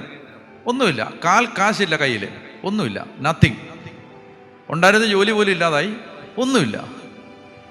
അപ്പം അങ്ങനെ വരുന്ന സമയത്ത് ഒരു കാര്യം, ഒരു വകുപ്പ് മുന്നിൽ കാണാതിരിക്കുന്ന സമയത്ത് നമ്മൾ പക്ഷെ ആഗ്രഹിക്കുകയാണ്, എന്താ? ദൈവമേ ഒരു ബൈബിൾ ഗ്രാമം, ദൈവമേ ഒരു ധ്യാനകേന്ദ്രം, വചനം പഠിപ്പിക്കാൻ ഒരു സ്ഥലം. ദൈവവും ഭയങ്കര അത്ഭുതങ്ങൾ ചെയ്തു. ചിന്തിക്കാനാവാത്തതുപോലെ ദൈവം അത്ഭുതം പ്രവർത്തിച്ചു. പക്ഷേ അതിന് നമ്മൾ എന്ത് ചെയ്യുക? പേപ്പറും പേനയും എടുത്ത് ഇരുന്ന് എഴുതി കർത്താവേ ഭൗതിക കാര്യങ്ങൾ താ, ഭൗതിക കാര്യങ്ങൾ താ, അങ്ങനെ പറഞ്ഞ് പ്രാർത്ഥിച്ചിട്ടേ ഇല്ല. സത്യസന്ധമായിട്ട് ഞാൻ ഒരു ആൾക്കാരുടെ മുമ്പിൽ നിന്നല്ലേ ഈ പറയുന്നത്. ദൈവം കേൾക്കുന്നില്ലേ? ഞാനീ പറയുന്ന കള്ളമാണെങ്കിൽ കർത്താവ് അവിടുത്തെ കൈ പിൻവലിക്കില്ലേ? ഞാൻ ഈ നുണയല്ലാണ് പറയുന്നെങ്കിൽ അല്ലേ? ദൈവം കൈ പിൻവലിക്കും ഞാനീ പറയുന്ന നുണയാണെങ്കിൽ. അപ്പോൾ പക്ഷെ ഒരു ഭൗതികർ എനിക്ക് ഒരിക്കൽ നമ്മൾ ഈ ധ്യാനകേന്ദ്രത്തിൻ്റെ ആരംഭകാലത്ത് ഞാൻ പറഞ്ഞല്ലോ ഒരു കുഞ്ഞു ഷട്ടൊക്കെ കിട്ടി അവിടെ നമ്മളിങ്ങനെ ജീവിക്കുന്ന കാലത്ത് എനിക്കൊരു നല്ല ആത്മീയ ഉപദേശം ദൈവം ഒരാളിലൂടെ തന്നു. അതായത് ഒരു വചനമാണ് വെളിപ്പെടുത്തി തരുന്നത്. ആ വചനം ഇതാണ്, നിങ്ങൾ എടുക്കണത്. ലൂക്കാസ് സുവിശേഷത്തിൽ നിങ്ങളിത് അറിഞ്ഞോ, നിങ്ങൾക്കിത് ഗുണപ്പെടും, അതുകൊണ്ടാണ് ഞാൻ പറയുന്നത്. ലൂക്കാസ് സുവിശേഷത്തിൻ്റെ 18-ാം അധ്യായത്തിൽ ഒരിക്കൽ ഞാൻ ഒരു വ്യക്തിയോട് സംസാരിച്ചുകൊണ്ടിരിക്കുന്ന സമയത്ത് കർത്താവിൻ്റെ ആത്മാവ് ഈ വചനം അദ്ദേഹം സംസാരിക്കുന്നത് എൻ്റെ ശ്രദ്ധയിൽപ്പെട്ടു. അപ്പോൾ എന്നെ ഇത് വല്ലാതെ സ്പർശിച്ചു ഈ വചനം. ഞാൻ അന്ന് വരെ ഒരുപാട് തവണ ഞാനിത് വായിച്ചിട്ടുണ്ടായിരുന്നു. പക്ഷേ എൻ്റെ ജീവിതത്തിൽ ഈ വചനം അന്ന് എൻ്റെ അകത്തേക്ക് ജീവിതത്തിൽ ആദ്യമായിട്ട് ഇതിൻ്റെ അർത്ഥം എനിക്ക് മനസ്സിലായി. അത് നിങ്ങൾക്ക് വായിക്കാം, 1 മുതൽ വായിക്കാം. 18:1 മുതൽ, ലൂക്കാ 18:1 മുതൽ ഉറക്കെ വായിക്കാമോ? ഭഗ്നാശരാകാതെ എപ്പോഴും പ്രാർത്ഥിക്കണം എന്ന് കാണിക്കാൻ യേശു ഈ കഥ അവരോട് പറഞ്ഞു. അപ്പൊ യേശു ഈ കഥ പറഞ്ഞു. എന്താണ് ഈ കഥയുടെ ഉദ്ദേശം? നിങ്ങളൊന്ന് സജീവമാവണം. എന്താ ഈ കഥയുടെ ഉദ്ദേശം? എന്താണ്? ഭഗ്നാശരാവുക എന്ന് പറഞ്ഞാൽ എന്താ അർത്ഥം? നിരാശര. അപ്പൊ ഈശോ പറയാം നിരാശരാവാതെ എപ്പോഴും പ്രാർത്ഥിക്കണം എന്ന് പഠിപ്പിക്കാൻ വേണ്ടി യേശു ഈ കഥ പറഞ്ഞു. അപ്പൊ ഈ കഥ വായിക്കുമ്പോൾ നമുക്ക് എന്താ സന്ദേശം? മോറൽ ഓഫ് ദ സ്റ്റോറി പറ. നിരാശപ്പെടാതെ എപ്പോഴും പ്രാർത്ഥിക്കണം, എപ്പോഴും കർത്താവിനെ വിളിച്ച് ജീവിക്കണം, എപ്പോഴും നാവിൽ ഈശോദൻ നാമം, നാവിൽ എൻ്റെ ഈശോയുടെ നാമം. അപ്പൊ ഈശോന്ന് വിളിച്ച് ജീവിക്കണം. അതാണ് കഥ പറഞ്ഞത്. എന്താണ് കഥ? വായിച്ചേ. ദൈവത്തെ ഭയപ്പെടുകയോ മനുഷ്യരെ മാനിക്കുകയോ ചെയ്യാത്ത ഒരു ന്യായാധിപൻ ഒരു പട്ടണത്തിലുണ്ടായിരുന്നു. അപ്പോൾ ന്യായാധിപന്റെ പ്രത്യേകത എന്താ? അവന് ദൈവത്തെയും ഭയമില്ല, മനുഷ്യരോട് ബഹുമാനമില്ല. ഇതിൽ എന്തെങ്കിലും ഒന്ന് വേണ്ട. നമ്മൾ പറയത്തില്ലേ, ഒന്നീ ദൈവത്തെ പേടി വേണം, അല്ലെങ്കിൽ മനുഷ്യരെ അല്പം ശങ്ക വേണം, മനുഷ്യരോട് ഇതൊന്നും ഇല്ലാത്ത ജാതികളുണ്ട്. അതായത് ദൈവത്തെയും പേടിയില്ല, മനുഷ്യനെയും പേടിയില്ല. അപ്പം അങ്ങനെയുള്ള അപ്പോൾ കർത്താവ് പറയാണ് അങ്ങനെ ഒരുത്തൻ ആ പട്ടണത്തിലുണ്ടായിരുന്നു. ഒന്നേ ഉള്ളല്ലോ കാര്യം. അങ്ങനെ ഒരുത്തൻ ആ പട്ടണത്തിലുണ്ടായിരുന്നു. എന്താ കാര്യം? അവൻ ദൈവത്തെ ഭയപ്പെടുത്തുമില്ല, മനുഷ്യരെ മാനിക്കത്തുമില്ല. ഇനി ആ പട്ടണത്തിൽ വേറെ ആരുണ്ടായിരുന്നു? ഒരു വിധവയും ഉണ്ടായിരുന്നു. ആ വിധവ വന്ന് അവനോട് എതിരാളിക്കെതിരെ എനിക്ക് നീതി നടത്തി തരണേന്ന് പ്രാർത്ഥിച്ചു. അപ്പം അമ്മച്ചി വന്ന് പ്രാർത്ഥിച്ചു. അമ്മച്ചി ഭർത്താവൊക്കെ മരിച്ചുപോയി, അമ്മച്ചി തന്നെ ഉള്ളൂ. അയലോക്കക്കാരനെ ഉപദ്രവിച്ചുകൊണ്ടിരിക്കുകയാണ്. നിരന്തരമായ ഉപദ്രവം സഹിക്കാൻ പറ്റാതെ വന്നപ്പോൾ അമ്മച്ചി വന്നിട്ട്, ജഡ്ജി യമാനെ നീതി നടത്തി തരണേ, ഒരു കേസ് കൊടുത്തിട്ടുണ്ട്, ഒന്ന് തീർപ്പാക്കി തരണേ എന്നെല്ലാ ദിവസവും വന്ന് പറയുമായിരുന്നു. കുറേ നാളത്തേക്ക്, വായിക്കേ 4-ാമത്തെ വാക്യം, കുറേ നാളത്തേക്ക് അവനത് ഗവനിച്ചില്ല. പിന്നീട് അവൻ ഇങ്ങനെ ചിന്തിച്ചു, ഞാൻ ദൈവത്തെ ഭയപ്പെടുകയോ മനുഷ്യരെ മാനിക്കുകയോ ചെയ്യുന്നില്ല, എങ്കിലും ഈ വിധവ എന്നെ ശല്യപ്പെടുത്തുന്നത് കൊണ്ട് ഞാൻ അവൾക്ക് നീതി നടത്തി കൊടുക്കും. എന്തുകൊണ്ടാ? അവൾ എന്നെ ശല്യപ്പെടുത്തുന്നുണ്ട്. അതായത് എപ്പോഴും രാവിലെ ഇയാൾ പല്ല് വെച്ചുകൊണ്ടിരിക്കുമ്പോൾ അമ്മച്ചി കയറി വരികയാണ്. ഇയാൾ വണ്ടിയെക്കാരൻ തുടങ്ങുമ്പോൾ അമ്മച്ചി കയറി വരികയാണ്. വൈകിട്ട് ജോലി കഴിഞ്ഞ് കോടതിയിൽ നിന്ന് ഇയാൾ തിരിച്ചു വരുമ്പോൾ അമ്മച്ചി താണ്ട വന്ന് ഗേറ്റിൻ്റെ അവിടെ നിൽക്കുകയാണ്. ഞായറാഴ്ച പള്ളിയിൽ പോകാൻ ഇറങ്ങുമ്പോൾ അമ്മച്ചി വന്ന് നിൽക്കുകയാണ്. ഈ അമ്മച്ചയെ കൊണ്ട് ശല്യമായി കഴിഞ്ഞപ്പോൾ ഈ ചേട്ടൻ ഇങ്ങനെ ചിന്തിച്ചു, ഞാൻ ദൈവത്തെ ഭയപ്പെടുകയോ മനുഷ്യരെ മാനിക്കുകയോ ചെയ്യുന്നില്ല, എങ്കിലും അമ്മച്ചി എന്നെ ശല്യപ്പെടുത്തുന്നുണ്ട്, ഞാൻ അവൾ നീതി നടത്തി കൊടുക്കും, അല്ലെങ്കിൽ അവൾ കൂടെ വന്ന് എന്നെ അസഹ്യപ്പെടുത്തും. 6-ാമത്തെ വാക്യം ഉച്ചത്തിൽ വായിക്കണം, വലിയ മെസ്സേജ് ഉണ്ട് അതിനകത്ത്. കർത്താവ് പറഞ്ഞു, നീതിരഹിതനായ ആ ന്യായാധിപൻ പറഞ്ഞതെന്തെന്ന് ശ്രദ്ധിക്കുവൻ. അങ്ങനെയെങ്കിൽ അതാണ് ഞാൻ ഓർക്കുന്നുണ്ട്. സ്ഥലമൊന്നും ഞാൻ പറയുന്നില്ല, നിങ്ങൾ ഈ ഗമ പറയാന്ന് വിചാരിക്കുന്നുണ്ട്. ഞാൻ ഏത് സ്ഥലത്ത് വെച്ചാന്നൊന്നും പറയുന്നില്ല. അതായത് ഒരു സ്ഥലത്ത് വെച്ചാണ് ഈ വചനം എൻ്റെ അകത്തോട്ട് കയറിയത്. ഈ വാക്യമാണ്. അങ്ങനെയാണെങ്കിൽ രാവും പകലും തന്നെ വിളിച്ച് കരയുന്ന തൻ്റെ തിരഞ്ഞെടുക്കപ്പെട്ടവർക്ക് ദൈവം നീതി നടത്തി കൊടുക്കുകയില്ലേ? അവിടുന്ന് അതിന് കാലവിളംബം വരുത്തുമോ? അവിടുന്ന് അതിന് കാലതാമസം വരുത്തുമോ? ആർക്കാണ്? രാവും പകലും തന്നെ വിളിച്ച് കരയുന്ന തൻ്റെ തിരഞ്ഞെടുക്കപ്പെട്ടവർക്ക് അവിടുന്ന് നീതി നടത്തി കൊടുക്കാതിരിക്കുമോ? അവർക്ക് പറഞ്ഞേ ഹല്ലേലൂയാ. അതായത് അന്ന് എൻ്റെ ഹൃദയത്തിലേക്ക് ദൈവത്തിൻ്റെ ആത്മാവ് ഇങ്ങനെ സംസാരിച്ചു എന്ന് ഞാനിങ്ങനെ ചിന്തിച്ചു. ദൈവമേ, ഞാനിങ്ങനെ ഒരു വിജനപ്രദേശത്തെ മൂങ്ങയെ പോലെ ഇവിടെ വന്നിങ്ങനെ ഈ കാട്ടിലിരിക്കുകയാണ്. ദൈവമേ, ഇവിടെ എന്നാ നടക്കാം? വലിയ വലിയ വലിയ സംരംഭങ്ങളാണ് നമ്മുടെ ഹൃദയത്തിൽ. പക്ഷെ ഒന്നുമില്ല, 5 പൈസ എടുക്കാനില്ല, ഒന്നുമില്ല. അപ്പോൾ ദൈവത്തിൻ്റെ ആത്മാവ് ഈ വചനം തരികയാണ്, രാവും പകലും ഡേ ആൻഡ് നൈറ്റ്, രാവും പകലും തന്നെ വിളിച്ച് കരയുന്ന തൻ്റെ തിരഞ്ഞെടുക്കപ്പെട്ടവർക്ക് ദൈവം നീതി നടത്തി കൊടുക്കാതിരിക്കുമോ? അയ്യോ, ഞാൻ നേരെ നാട്ടിലേക്ക് തിരിച്ചു വന്നു. തിരിച്ചു വന്നിട്ട് ഞാൻ ആളുകളെ വിളിച്ചു കൂട്ടി. എന്ന് പറഞ്ഞാൽ നമ്മുടെ വോളണ്ടിയേഴ്സ്, നമ്മൾ സ്നേഹമുള്ളവരെയൊക്കെ വിളിച്ചു കൂട്ടിയിട്ട് ഞാൻ പറഞ്ഞു, കർത്താവ് സംസാരിച്ചിട്ടുണ്ട്.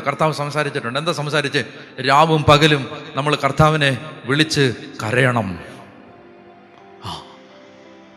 വേറെ സംഭവമൊന്നുമില്ല. രാവും പകലും നമ്മൾ കർത്താവിനെ വിളിച്ച് കരയണം. രാവും പകലും എന്ന് പറഞ്ഞാൽ നിർത്താതെ ദൈവത്തെ വിളിക്കണം, നിർത്താതെ. എന്നാണ് എൻ്റെ അർത്ഥം. നിർത്തരുത്, ഇടവേള കൊടുക്കരുത്, നിർത്താതെ വിളിച്ചോണം. അപ്പോൾ അതാണ് എനിക്ക് കിട്ടിയ ബോധ്യം. അതുകൊണ്ട് ഞാൻ പറഞ്ഞു, നമുക്ക് പരിശുദ്ധ കുർബാന എഴുന്നള്ളിച്ച് വെച്ചിട്ട് നമുക്ക് രാത്രിയും പകലും കർത്താവിനെ ആരാധിക്കാം. അവർ ചോദിച്ചു, എത്ര നാളത്തേക്ക്? ഞാൻ പറഞ്ഞു, ലോകാവസാനം വരെ, കർത്താവ് വീണ്ടും മടങ്ങി വരുന്നത് വരെ. എങ്ങനെ നടക്കും? എനിക്കൊരു കാര്യം ഉറപ്പുണ്ട്, ദൈവമാണൊരു കാര്യം സംസാരിച്ചതെങ്കിൽ ദൈവം അത് നടത്തിയിരിക്കും. ദൈവമാണൊരു കാര്യം സംസാരിച്ചതെങ്കിൽ ദൈവം അത് നടത്തിയിരിക്കും. അപ്പം അതുകൊണ്ട് അതെനിക്ക് ബോധ്യം വന്നപ്പോൾ ഞാൻ അവരോട് പറഞ്ഞു, ഞാൻ നിങ്ങളോട് ചോദിക്കുകയാണ്, ഒരാൾക്ക് ഇരിക്കാവോ? അപ്പോൾ അയാൾ എന്നോട് പറഞ്ഞു, ഞാൻ ഇരിക്കാച്ചാ. ഞാൻ പറഞ്ഞു, നിനക്ക് വീട്ടിൽ അരി വാങ്ങിക്കാനുള്ളത് ഞാൻ തരാം. 8 മണിക്കൂർ നീ ഇവിടെ പരിശുർവാനയുടെ മുമ്പിൽ ഇരിക്കണം. പറ്റുമോ? പറ്റും. അടുത്ത ആളോട് ഞാൻ ചോദിച്ചു, നിനക്കൊരു 8 മണിക്കൂർ ഇരിക്കാവോ? അപ്പോൾ അടുത്ത ആൾ പറഞ്ഞു, ഞങ്ങൾ ഭാര്യയും ഭർത്താവും കൂടെ ഇരുന്നോളാം. വേറൊരാളോട് ഞാൻ ചോദിച്ചു, 8 മണിക്കൂർ ഇരിക്കാവോ? അപ്പോൾ കർത്താവ് പറഞ്ഞു, അവർ പറഞ്ഞു, ഞങ്ങൾ ഇരുന്നോളാം എന്ന് പറഞ്ഞു. അങ്ങനെ 3 പേരെ ഞാൻ കണ്ടുപിടിച്ചു. അപ്പോൾ ഈ 3 പേര് 24 ഒരു ദിവസമായി. അപ്പോൾ എന്ത് ചെയ്യുന്നു? 8 മണിക്കൂർ ഒരാളിരിക്കുന്നു, അടുത്ത 8 മണിക്കൂർ ഒരാളിരിക്കുന്നു, അടുത്ത 8 മണിക്കൂർ ഇരിക്കുന്നു. അപ്പം ഇങ്ങനെ അവർ മാത്രമല്ല, ബാക്കി ആളുകളൊക്കെ മാറി വന്നിരിക്കും. പക്ഷേ നമുക്ക് ഒരു കാര്യം എന്താണ്? രാത്രിയും പകലും ഇവിടെ ആരാധന നടക്കണം, മുടങ്ങാൻ പാടില്ല. അതാണ് ദൈവം സംസാരിച്ചത്. ഈ രാവും പകലും വിളിച്ച് കരഞ്ഞോണം, അന്നേരം ദൈവം നീതി നടത്തി തരും. അതാണല്ലോ ദൈവം സംസാരിച്ചിരിക്കുന്നത്. നമ്മളൊരു പൊട്ടനെ പോലെ ഈ എഴുതിയിരിക്കുന്ന വചനം അങ്ങ് വിശ്വസിച്ചിട്ട് രാത്രിയും പകലും എന്ത് ചെയ്തു? ഇവർക്ക് ഈ ഒരാൾക്ക് ഒന്നും കൊടുക്കണ്ട, ബാക്കി 2 പേർക്കും അത്യാവശ്യം അവർക്ക്, കാരണം പാവപ്പെട്ട മനുഷ്യരാണ്, അവർക്ക് ജീവിക്കാനുള്ളത് കൊടുക്കണം. അത് കുഴപ്പമൊന്നുമില്ല. അപ്പം അങ്ങനെ ഇരുന്നു. ഇപ്പം ഏതാണ്ട് 4.5 കൊല്ലമായി രാത്രിയും പകലും. ഇപ്പം ആരെയും കാശ് കൊടുത്തിരുത്തേണ്ട കാര്യമില്ല. ഇപ്പം അവിടെ എപ്പോഴും ആളുണ്ട്, രാത്രിയും പകലും. അങ്ങനെ ഇരിക്കുമ്പോഴാണ് ഞാനൊരിക്കൽ തൃശ്ശൂരിനടുത്തൊരു സ്ഥലത്തൊരു കൺവെൻഷന് പോയപ്പോൾ 2 സഹോദരിമാർ എൻ്റെ അടുത്ത് ഒന്ന് പറഞ്ഞു, ഞങ്ങൾ യേശുവിൽ വിശ്വസിക്കുന്നുണ്ട്, പക്ഷെ മാമോദീസ സ്വീകരിച്ചിട്ടില്ല, മാമോദീസ തരാവോ? ഞാൻ പറഞ്ഞു, തിരുവനന്തപുരത്തിന് ഇവിടുന്ന് ബസ്സുണ്ടോ? ഉണ്ട്, എന്നാൽ അങ്ങോട്ട് വരാൻ പറഞ്ഞു. ബസ്സിന് കയറി ചേച്ചിമാർ 2 തിരുവനന്തപുരത്തിന് വന്നു. ഞാനിവരെ പഠിപ്പിച്ചെടുത്തിട്ട് 2 പേർക്ക് മാമോദീസ കൊടുത്തു. ഒരാൾ UK മകളിലൂടെ തിരിച്ചുപോയി. മറ്റേ ആൾ എൻ്റെ അടുത്ത് പറഞ്ഞു, ഞാനിനി തിരിച്ചു പോയാൽ എൻ്റെ മക്കൾക്കൊന്നും വിശ്വാസമൊന്നുമില്ല, ഞാനിവിടെ കാണും കൂടിക്കോട്ടെ എന്ന് ചോദിച്ചു. ഞാൻ പറഞ്ഞു, ധ്യാനകേന്ദ്രം നമ്മൾ തുടങ്ങി വരുന്ന കാലമാണ്, താമസിക്കാൻ സൗകര്യമില്ല, അമ്മച്ചി ഇവിടെ താമസിക്കും. അപ്പം ഞാൻ പറഞ്ഞു, ഒരു വാടക വീട് എടുത്ത് തരട്ടെ, അവിടെ താമസിക്കാമെന്ന് പറഞ്ഞു. അങ്ങനെ വാടക വീട് എടുത്തു കൊടുത്തു. ആ അമ്മച്ചി വാടക വീട്ടിൽ താമസിച്ചുകൊണ്ട് കർത്താവിൻ്റെ മുമ്പിൽ ഇരിക്കാൻ തുടങ്ങി. രാവിലെ 9 തൊട്ട് വൈകിട്ട് വരെ. ഇപ്പം ആ അമ്മ ഇരിക്കും. രാവിലെ 9 തൊട്ട് വൈകിട്ട് 5 വരെ ആ അമ്മച്ചി ഇരിക്കും. മനസ്സിലായോ? കൊല്ലം 4 പറഞ്ഞോ ഹല്ലേലൂയാ. മനസ്സിലായി? അതായത് ഈ രാത്രിയും പകലും എന്താ സംഭവിച്ചെന്നറിയാമോ? ഈ ആരാധന മുടങ്ങാതിരിക്കാൻ ഒറ്റ കാര്യം ഞാൻ പറഞ്ഞിട്ടുള്ളൂ. എന്താ? നമ്മൾ ഈ ആരാധന മുടങ്ങരുത് എന്ന് പറഞ്ഞാൽ ഒരു 5 മിനിറ്റ് നേരത്തേക്ക് പോലും ഇത് മുടങ്ങരുത്. കണ്ടിന്യൂസ് ആയിട്ട് ഇങ്ങനെ ആരാധന നടന്നുകൊണ്ടിരിക്കണം. അത് ദൈവത്തിൻ്റെ കൃപ കൊണ്ട് കഴിഞ്ഞ 4.5 കൊല്ലമായിട്ട് മുടങ്ങാതെ നടന്നുകൊണ്ടിരിക്കുകയാണ്. എന്താ സംഭവിച്ചെന്നറിയാമോ? ഒരൊറ്റ കാര്യം പോലും പ്രാർത്ഥിക്കാതെ ഓരോന്ന് ദൈവം ചെയ്യാൻ തുടങ്ങി. ദൈവം ചെയ്തതൊക്കെ നമ്മൾ പറയാൻ തുടങ്ങിയാൽ എനിക്ക് പറഞ്ഞു തീർക്കാൻ പറ്റില്ല. ദൈവം ഇങ്ങനെ ഓരോന്നങ്ങോട്ട് ചെയ്യാൻ തുടങ്ങി. നമ്മളിങ്ങനെ വായും പൊളിച്ച് കരഞ്ഞുകൊണ്ടിരിക്കും. ലോൺ എടുക്കേണ്ടി വന്നിട്ടില്ല, കടവില്ല, ഒരു ബാധ്യതയില്ല, 5 പൈസയുടെ കടവില്ല. ദൈവം എന്ത് ചെയ്തു? എല്ലാം ദൈവം അത്ഭുതകരമായിട്ട് ചെയ്തു തന്നു. പറഞ്ഞേ ഹല്ലേലൂയാ. ലോകത്തിൻ്റെ നാനാഭാഗങ്ങളിൽ ദൈവവചനമായിട്ട് പോകുമ്പോൾ ഒരാളെടുത്ത് പോലും പോയി പൈസ തരാവോ, സഹായിക്കാവോ എന്ന് ചോദിക്കേണ്ട അവസ്ഥ ദൈവം തന്നിട്ടില്ല. അങ്ങ് ചോദിക്കരുതെന്ന് പറഞ്ഞിട്ടുമുണ്ട്. അങ്ങനെ ആരോടും പോയി ചോദിക്കരുത്, അല്ലേ? അല്ലെങ്കിൽ ഞാൻ ഇവിടെ ഒന്ന് ചോദിക്കത്തില്ലായിരുന്നോ? പണ്ടേ വന്ന് ഞാൻ ചോദിച്ചേനെ നിങ്ങളോടാണ് ആദ്യം ചോദിക്കേണ്ടത്. സത്യത്തിൽ ചോദിക്കരുതെന്ന് പറഞ്ഞിട്ടുണ്ട്. അതുകൊണ്ടാണ്. അപ്പോൾ സമാധാനമായി. അയ്യോ, ഇയാൾ പൈസയൊക്കെ എങ്ങാണ്ട് പറഞ്ഞേ ഹല്ലേലൂയാ. അപ്പോൾ എന്താ സംഭവിച്ചെന്നറിയാമോ? അപ്പോൾ ദൈവം ഞാൻ എന്തിനാ പറയുന്നറിയാം? അതൊന്നും ആരോടും പറയാത്ത കാര്യങ്ങളിത് എന്തിനാ പറയുന്നറിയാമോ? എന്താ പറയുന്നേ? പറ. ഇത് രാവും പകലും വിളിച്ചോണം. രാവും പകലും ദൈവത്തെ വിളിച്ച് കരയുന്നവന് ദൈവം നീതി നടത്തി കൊടുക്കും. അപ്പം ഞാൻ എന്ത് പറഞ്ഞെന്നറിയാമോ? അതായത് ഇത് ഞാൻ എൻ്റെ കഴിഞ്ഞകാല ജീവിതത്തിൽ ഇത് കണ്ടിട്ടുണ്ട്. നിങ്ങൾ ഈ ഭൗതിക കാര്യങ്ങൾ ഒന്നിനും വേണ്ടി, ഒരു കാര്യത്തിനും വേണ്ടി നിങ്ങൾ പ്രാർത്ഥിക്കണ്ട, വേണ്ട, എന്നെ വിശ്വസിക്കുക. നിങ്ങൾ പ്രാർത്ഥിക്കണ്ട. നിങ്ങൾ ദൈവമേ എന്നൊരു വിചാരത്തിൽ ജീവിക്കുക, ദൈവമേ എന്ന് വിളിക്കുക. സമയം കിട്ടുമ്പോഴൊക്കെ വചനം വായിക്കുക, സമയം കിട്ടുമ്പോഴൊക്കെ പ്രാർത്ഥിക്കുക. നടക്കുമ്പോഴും പോകുമ്പോഴും വരുമ്പോഴും ഒക്കെ ദൈവത്തെ വിളിക്കുക, ദൈവത്തെ ആരാധിക്കുക, കർത്താവിനോട് ഹൃദയം ചേർത്ത് വെക്ക്. ദൈവം എന്നുള്ളൊരൊറ്റ വിചാരം തലയ്ക്കകത്ത് കൊണ്ടുപോവാ, ബാക്കി കാര്യമൊക്കെ വിട്. എല്ലാം ദൈവം അത്ഭുതകരമായി നടത്തിത്തരും. പറഞ്ഞേ ഹല്ലേലൂയാ, ഹല്ലേലൂയാ, പറഞ്ഞേ ഹല്ലേലൂയാ, ഹല്ലേലൂയാ. എല്ലാം ദൈവം അത്ഭുതകരമായി നടക്കും. ഞാൻ ഇന്നലെ രാത്രി തിരിച്ചു ചെന്ന് കഴിഞ്ഞപ്പോൾ ഇവിടെ ശുശ്രൂഷ കൂടിയ ഒരു സഹോദരൻ എനിക്കൊരു മെസ്സേജ് അയച്ചു. മെസ്സേജ് ഇതാണ്: മഹാത്ഭുതം, വലിയ അത്ഭുതം. ഞാൻ ഇവിടെ വന്നിട്ട് തിരിച്ച് പോയി. 4 കിലോമീറ്റർ പെട്രോൾ പമ്പിന് 4 കിലോമീറ്റർ മുമ്പ് പെട്രോൾ തീർന്നു. ദൈവമേ, മഴയും വരുന്നു. ഞാനിനി 4 കിലോമീറ്റർ വണ്ടി ഉന്തോണമല്ലോ എന്ന് ഓർത്തിട്ട്, എൻ്റെ കർത്താവേ, ഞാൻ ഈ രാത്രി മഴയും നനഞ്ഞുകൊണ്ട് വണ്ടി ഉന്താം, വചനം കേൾക്കാൻ പോയിട്ട് എന്നെ ഇടവരുത്തല്ലേ എന്ന് ഓർത്ത് ദൈവമേ എന്ന് വിളിച്ച് ഒന്നുകൂടെ സ്റ്റാർട്ട് ചെയ്തു. പെട്രോൾ തീർന്നു. പെട്രോൾ അടിക്കണമെന്ന് ഓർത്തിരുന്നതാണ്, പക്ഷേ മറന്നുപോയതാ. പെട്രോൾ തീർന്നു പോയി. സ്റ്റാർട്ട് ചെയ്തു, വണ്ടി അങ്ങ് പോകാൻ തുടങ്ങി. പോയി പെട്രോൾ പമ്പിൻ്റെ ഫ്രണ്ടിലെത്തി, പെട്രോൾ തീർന്ന് വണ്ടി നിന്നു. പറഞ്ഞേ ഹല്ലേലൂയാ. മനസ്സിലായോ? ഈ 4 കിലോമീറ്റർ എങ്ങനെയാ വണ്ടി ഓടിയതാ? ആളിനകത്തിരിപ്പുണ്ട്. എങ്ങനെ വണ്ടി ഓടിയേ എനിക്കറിഞ്ഞൂടാ. ആ ആൾ എനിക്ക് രാത്രി ഞാൻ അവിടെ ചെന്ന് കഴിഞ്ഞപ്പോൾ എനിക്ക് ഒരു വോയിസ് മെസ്സേജ് കിടക്കുന്നു. അപ്പോൾ പറയുകയാണ്, അച്ഛാ ഇങ്ങനെ ഇങ്ങനൊരു അത്ഭുതം സംഭവിച്ചു. ദൈവം എന്നെ മഴ നനയാൻ ഇടവരുത്തിയില്ല. എൻ്റെ കർത്താവ് എന്നെ ഈ 4 കിലോമീറ്റർ വണ്ടി ഉന്താൻ അനുവദിച്ചില്ല. പറഞ്ഞേ ഹല്ലേലൂയാ. അതായത് ദൈവം ഓരോ ചെറിയ കാര്യത്തിലും ദൈവത്തിൻ്റെ ഇടപെടലുണ്ടാവുന്നുണ്ട്. ദൈവം നിങ്ങളുടെ എന്തോരം ദൈവം കരുതി, കുഞ്ഞുങ്ങളെ മക്കളെയൊക്കെ കർത്താവ് എന്തോരം കരുതി സംരക്ഷിച്ചു. പ്രാർത്ഥിച്ച വിഷയങ്ങളൊക്കെ ദൈവം മറുപടി തന്നു. ഞാൻ പറയുന്നത് ഇതൊന്നും അല്ല നമ്മൾ പ്രാർത്ഥിക്കേണ്ടത്, ഇതൊന്നും അല്ല. വചനം പറയുന്നു, റോമർ 8 തിരിച്ചു വാ.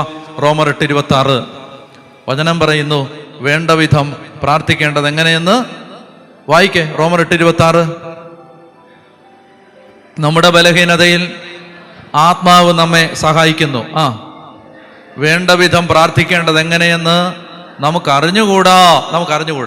ഒന്നും ആയില്ല കേട്ടോ, ഇന്ന് ഒരിടത്തും എത്തിയില്ല, ഒന്നും ആയില്ല, സമയം തീരാൻ പോവാം. അതായത് നമുക്ക് അറിഞ്ഞുകൂടാ പ്രാർത്ഥിക്കേണ്ടത് എങ്ങനെയാണ്. ശ്രദ്ധിച്ചിരിക്കാമോ? എന്താണ് നമ്മൾ പ്രാർത്ഥിക്കേണ്ടത്? ഞാൻ പറയുന്നത് നിങ്ങൾ വളരെ സൂക്ഷിച്ച് കേൾക്കണം. ഇത് ഞാനൊരു 100 പേരോട് പറഞ്ഞാൽ ഒരു 5 പേര് ഇത് ഏറ്റെടുക്കും, എനിക്ക് ഉറപ്പാണ്. ആ 5 പേരുടെ ജീവിതം മാറും. ആ 5 പേര് ദൈവത്തെ അനുഭവിക്കും. അതുകൊണ്ട് എല്ലാവരും ഒന്നും വിശ്വസിക്കുന്നതെന്ന് ഞാൻ ഏറ്റെടുക്കുന്നതെന്ന് ഞാൻ വിചാരിക്കുന്നില്ല. എങ്കിലും ദൈവത്തിൽ പ്രത്യാശ അർപ്പിച്ചുകൊണ്ട് ഞാൻ പറയുകയാണ്, എന്താണ് പ്രാർത്ഥിക്കേണ്ടത്? പ്രാർത്ഥിക്കേണ്ടത് എന്താണെന്ന് റോമർ 8:29 കിടപ്പുണ്ട്. റോമർ 8:26 ഇപ്പോൾ വായിച്ചത്, 29 കിടപ്പുണ്ട്. 29 അതൊന്ന് വായിച്ചേ.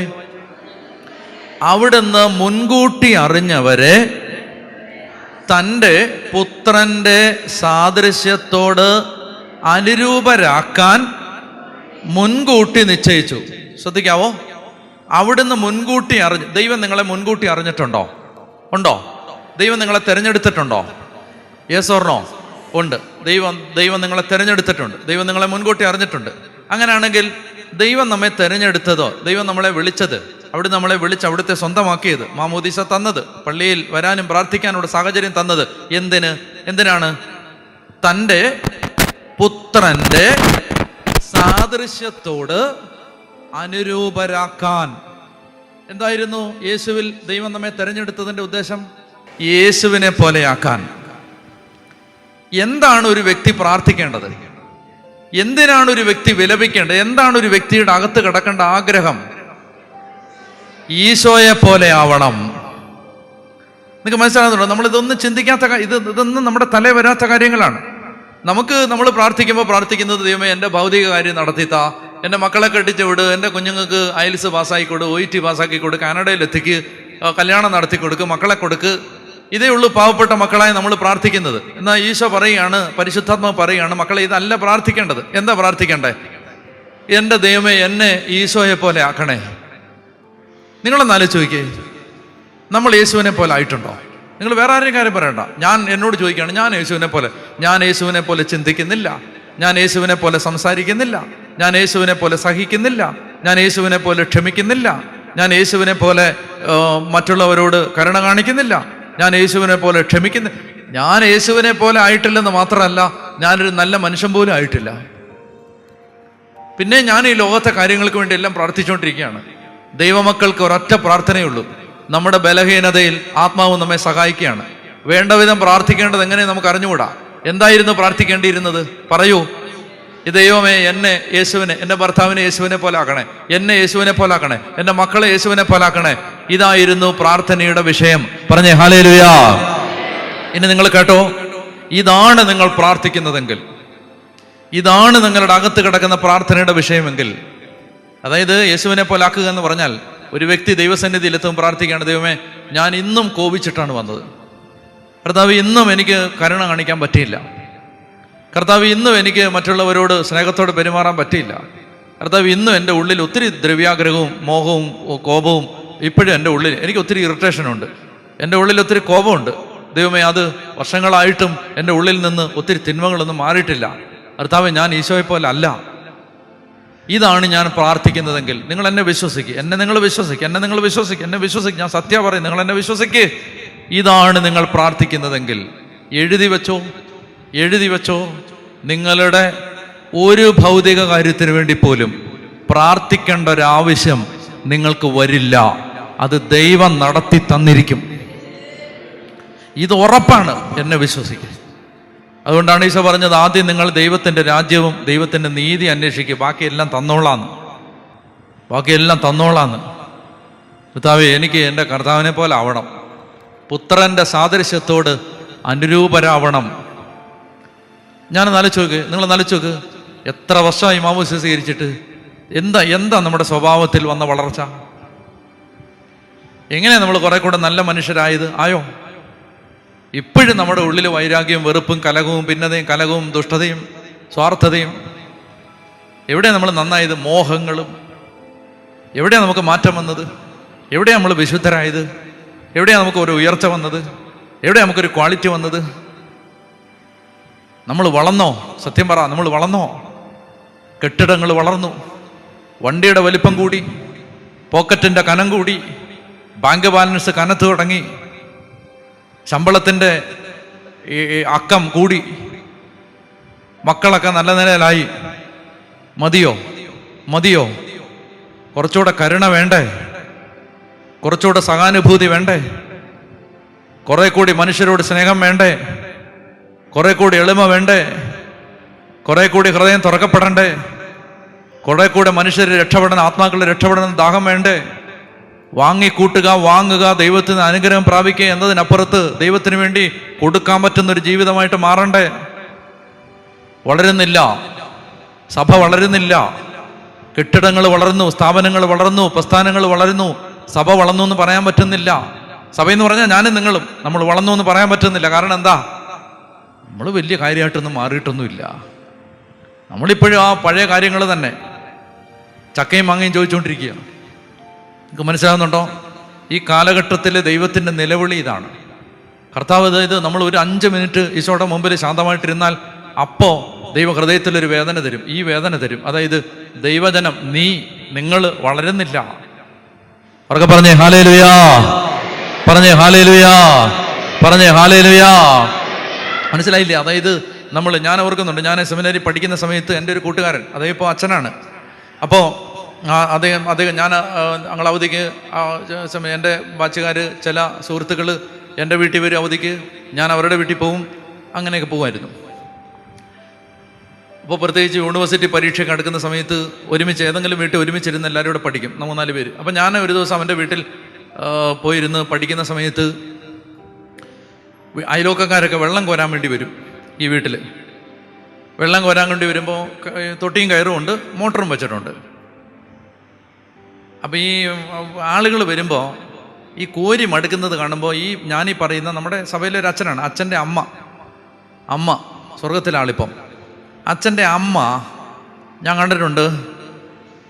ഈ ആളുകൾ വെള്ളം കോരുന്ന കാണുമ്പോൾ നേരെ വന്നിട്ട് മോട്ടറിന് സ്വിച്ചിട്ട് കൊടുക്കും. അപ്പോൾ കിണറ്റിൻ്റെ അടുത്ത് തന്നെ, ആ മോട്ടറിൻ്റെ അടുത്ത് തന്നെ ഒരു പൈപ്പുണ്ട്. ആ മോട്ടറിൽ തന്നെ ഒരു പൈപ്പുണ്ട്. അതിനകത്തുനിന്ന് വെള്ളം നല്ല ഫോഴ്സ്ഫുള്ളായിട്ട് കിണറ്റിൽ നിന്ന് അടിച്ച് കയറി വരും. അത് അയലോക്കക്കാരെല്ലാം പിടിച്ചുകൊണ്ട് നല്ല സന്തോഷമല്ലേ, കോരണ്ടല്ലോ. കറണ്ട് ചാർജ് ആവുന്നുണ്ട് ഇവിടെ, മനസ്സിലായി? നല്ല കറണ്ട് ചാർജ് കയറി വരുന്നുണ്ട്. അപ്പോൾ ഈ ചേട്ടൻ വരുമ്പോൾ ചേട്ടൻ വന്നിട്ട് കിടന്ന് വഴക്കുണ്ടാക്കും. വഴക്കെന്നല്ല, വഴക്ക് പറയും. നിനക്ക് അവർ കോരത്തില്ല, അവർക്ക് ആരോഗ്യമുള്ളവരല്ലേ, നീ മോട്ടർ ഇട്ട് കൊടുത്താ ഉടനെ ഈ അമ്മച്ചി പറയും, ഓ പിന്നെന്തിനാ പള്ളിയിൽ പോകുന്നതെന്ന് ചോദിക്കും. ഞാൻ ഇത് കേട്ടിട്ടുണ്ട് പലതവണ. പാവം സ്വർഗത്തിലെ ഇപ്പം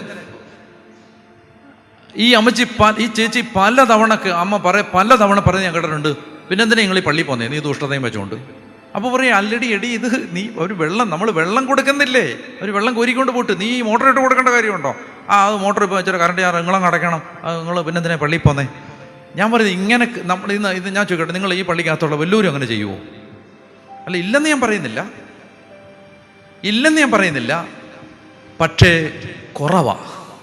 നമ്മൾ ഒത്തിരി പ്രാർത്ഥിച്ചു, നമ്മൾ ഒത്തിരി ദൈവത്തെ വിളിച്ചു, പക്ഷെ ദുഷ്ടത കുറഞ്ഞിട്ടില്ല, ദുഷ്ടതയ്ക്ക് ഒരു അറുതി വന്നിട്ടില്ല, ഈ അതിന് മാന്തുന്ന സ്വഭാവം മാറിയിട്ടില്ല, മനുഷ്യനിട്ട് പാല വെക്കുന്ന പരിപാടി മാറിയിട്ടില്ല, ഈ കുന്നായ്മയും കള്ളത്തരവും കൊള്ളരുതായ്മയും എല്ലാം അതൊന്നും മാറിയിട്ടില്ല, ഈ ചീഞ്ഞ സ്വഭാവം മാറിയിട്ടില്ല, മനസ്സിനകത്ത് കിടക്കുന്ന ഈ അശുദ്ധി അത് മാറിയിട്ടില്ല. പ്രാർത്ഥനക്കാർ വളർന്നു, കെട്ടിടങ്ങൾ വളർന്നു. അപ്പം എന്താ ദൈവജനത്തിൻ്റെ ഹൃദയത്തിലുണ്ടാവേണ്ട നിലവിളി എന്താ? ദൈവം എനിക്ക് കുറച്ചുകൂടെ ഭേദപ്പെട്ടൊരു മനുഷ്യനാവണം. 5 കൊല്ലം മുമ്പ് എന്നെ അറിയാവുന്ന ഒരാൾ 5 കൊല്ലം കഴിഞ്ഞിട്ട് എന്നെ കാണുമ്പോൾ പറയണം, പഴയ പോലല്ല, ആൾ ഒത്തിരി മാറിയിട്ടുണ്ട്. പറയും പഴയ പോലല്ല, നല്ല വ്യത്യാസം വന്നിട്ടുണ്ട്, നശിച്ചു എന്നല്ല, മാറ്റം വന്നിട്ടുണ്ട്, കുറച്ചുകൂടെ യേശുവിനെ പോലെ ആയിട്ടുണ്ട്. ഇങ്ങനെ ചരിഞ്ഞ് നോക്കുമ്പോൾ ഏതോ ഒരു ആംഗിളിൽ ഹി ലുക്സ് ലൈക്ക് ജീസസ്, യേശുവിനെ പോലുണ്ട്. അയ്യോ, ഇവിടെ നോക്കുമ്പോൾ ഈശോയെ പോലെ ഉണ്ടല്ലോ, സംസാരം കേട്ടിട്ട് കർത്താവിനെ പോലെ ഉണ്ടല്ലോ, പെരുമാറ്റം കണ്ടിട്ട് കർത്താവിനെ പോലെ ഉണ്ടല്ലോ. പക്ഷെ ഇപ്പം അങ്ങനെയല്ല നമ്മളെക്കുറിച്ച് പറയുന്നത്, അല്ലേ? സാത്താനെ പോലെ ഉണ്ടെന്നായി പറയുന്നത്. കൊമ്പും മാലും ഇല്ലെന്നേ ഉള്ളൂ, പിശാചിനെ പോലെ ഇരിക്കുന്നു. കണ്ടേ മരമോന്താ പറഞ്ഞേ ഹല്ലേലൂയാ. ഇതാണ് ആളുകൾ പറയുന്നത്. മനസ്സിലാവുന്നുണ്ടോ ഞാൻ പറഞ്ഞു വരുന്നത്? എന്താണ് പ്രാർത്ഥിക്കേണ്ടത്? ഈശോയെ പ്രാർത്ഥിക്കാൻ പഠിപ്പിക്കണേ. പരിശുദ്ധാത്മാ പറയാണ്, വേണ്ട വിധം പ്രാർത്ഥിക്കേണ്ടത് എങ്ങനെയാണെന്ന് നിങ്ങൾക്ക് അറിഞ്ഞുകൂടാ. ഞാൻ ആഗ്രഹിക്കുകയാണ്, നമുക്കത് ഒത്തിരി പ്രാർത്ഥിക്കുന്ന മക്കൾ എഴുന്നേക്കണം. പ്രാർത്ഥിക്കുന്നവർ, നിങ്ങളൊരു കാര്യം മനസ്സിലാക്കിയോ, ഇന്ന് നമ്മൾ പ്രാർത്ഥനാ മുറിയിൽ കാണുന്നതാണ് നാളെ നമ്മുടെ കൺമുമ്പിൽ സംഭവിക്കാൻ പോകുന്നത്. ഇന്ന് പ്രാർത്ഥനാ മുറി കാണുന്നതാണ്, പ്രയർ റൂമിൽ നിങ്ങളൊരു പാ വിരിച്ചിട്ട് മുട്ടയിൽ നിന്ന് ഇന്ന് പ്രാർത്ഥിക്കുന്നതാണ് നാളെ സംഭവിക്കുന്നത്. അത് സംഭവിക്കും, അതിന് യാതൊരു സംശയം വേണ്ട. ഞാൻ നിങ്ങളോട് പറഞ്ഞില്ലേ, ഇവിടെ ഈ അൾത്താരയിൽ നിന്നിട്ട് ഞാൻ ആഗ്രഹിച്ചിട്ടുണ്ട്, ദൈവമേ ഒരു ബൈബിൾ ഗ്രാമം. നിങ്ങൾ മൗണ്ട് കാർമലിൽ വന്ന് നോക്ക്, അവിടെ ഒരു ബൈബിൾ ഗ്രാമം ഇല്ല, അവിടെ ഒരു ബൈബിൾ ഗ്രാമം ഇല്ല. പക്ഷേ എന്നെ അത്ഭുതപ്പെടുത്തി എന്തെന്നറിയാമോ? 2017 നമ്മൾ ധ്യാനകേന്ദ്രത്തിന് കല്ലിട്ടു. 2018 അതിൻ്റെ ആദ്യത്തെ നില കൂതാശ ചെയ്തു. 2017 ഈ ധ്യാനകേന്ദ്രത്തിൽ നിന്ന് ഒരു 10-200 മീറ്റർ നടന്ന് ചെല്ലാവുന്നൊരു ദൂരത്ത്, മനസ്സിലായില്ലേ? എന്ന് പറഞ്ഞാൽ ഒരു 10 മിനിറ്റ് കൊണ്ട്, വണ്ടിക്കാണെങ്കിൽ ഒരു 10 മിനിറ്റ് കൊണ്ട്, വഴി പല ദൂരത്തുണ്ട്. ശരിക്കും പറഞ്ഞാൽ ഡിസ്റ്റൻസ് എടുത്താൽ അത്രയില്ല. ധ്യാനകേന്ദ്രം ഈ ഒരു സ്ഥലത്ത് ഒരു മുകളിലാണ്, അത് അപ്പുറത്തേക്കൊന്നില്ല. ഇത് നടന്ന് പോയാൽ ശരിക്കും നേരെ ഒരു വഴിയുണ്ടെങ്കിൽ ഒരു കഷ്ടിച്ചൊരു 20 മിനിറ്റ് നടക്കാനുള്ള വഴി, നടക്കാനുള്ള അത്രയേ ഉള്ളൂ. വണ്ടിക്ക് പോയാൽ ഒരു 10 മിനിറ്റ് കൊണ്ട് പെട്ടെന്ന് എത്താവുന്ന, 10 മിനിറ്റ് വേണ്ട. അവിടെ ഓർത്തഡോക്സ് സഭയപ്പെട്ട ഒരു സഹോദരൻ, ഒരു സുവിശേഷകൻ കുറച്ച് ഏക്കർ സ്ഥലം വാങ്ങിച്ചു 2017. നമ്മൾ പ്രാർത്ഥിച്ചെന്തിനു വേണ്ടിയാണ്? ബൈബിൾ ഗ്രാമം. നിങ്ങൾ കേട്ടോണം, 2017 ആ കാലഘട്ടത്തിൽ ഒരു സഹോദരൻ, ഓർത്തഡോക്സ് സഭയപ്പെട്ടൊരു സഹോദരൻ അവിടെ കുറച്ച് സ്ഥലം വാങ്ങിച്ചു. സ്ഥലം വാങ്ങിച്ചിട്ട് അദ്ദേഹം ഒരു ബൈബിൾ മ്യൂസിയം പണിതു. ബൈബിൾ മ്യൂസിയം, വാഗ്ദാന പേടകം. നിങ്ങൾ ബൈബിളിൽ വായിക്കുന്നു, നിങ്ങൾ കണ്ടിട്ടില്ല. ആ ബൈബിൾ മ്യൂസിയത്തിൽ അദ്ദേഹം ദൈവം പറഞ്ഞ അളവിൽ ഈ സമാഗമ കൂടാരം ഉണ്ടാക്കി വെച്ചിട്ടുണ്ട്. ബൈബിളിൽ പറയുന്ന കാര്യങ്ങൾ മുഴുവൻ നമ്മളതല്ലേ ആഗ്രഹിച്ചത്? ആണോ? നമുക്ക് 5 പൈസ മുടക്കില്ലാതെ വേറൊരാൾ അതുണ്ടാക്കി നമ്മുടെ പര്യമ്പറത്ത്, നമുക്കൊന്ന് നീട്ടി തുപ്പിയാൽ എത്തുന്ന സ്ഥലത്ത് അടുത്ത് അവിടെ ദൈവം ചെയ്യുന്നത് അങ്ങനെയാണ്. ഇന്ന് നമ്മൾ പ്രാർത്ഥനാ മുറിയിൽ കാണുന്നതാണ് നാളെ നമ്മുടെ കൺമുമ്പിൽ സംഭവിക്കുന്നത്. പറഞ്ഞേ ഹല്ലേലൂയാ, പറഞ്ഞേ ഹല്ലേലൂയാ. അപ്പം ഞാൻ ആ സ്ഥലത്ത് ചെന്നിട്ട് ഞാൻ ആ സഹോദരനെ കണ്ട് സംസാരിച്ച സമയത്ത് ഞാൻ പറഞ്ഞു, ഞങ്ങളിത് അന്ന് എത്രയോ നാൾ മുമ്പ് ദൈവമേ ഞങ്ങൾ ചെയ്യണമെന്ന് ആഗ്രഹിച്ചാണിത്, ഞങ്ങൾ ചെയ്യണമെന്ന്. പക്ഷെ ദൈവത്തിൻ്റെ പദ്ധതി വേറെ ഒന്നായിരുന്നു. അപ്പം ഇത് ദൈവത്തിൻ്റെ, നാം പറയുന്നത് പ്രാർത്ഥന എന്ന് പറയുന്നത് നിസ്സാര കാര്യമല്ല.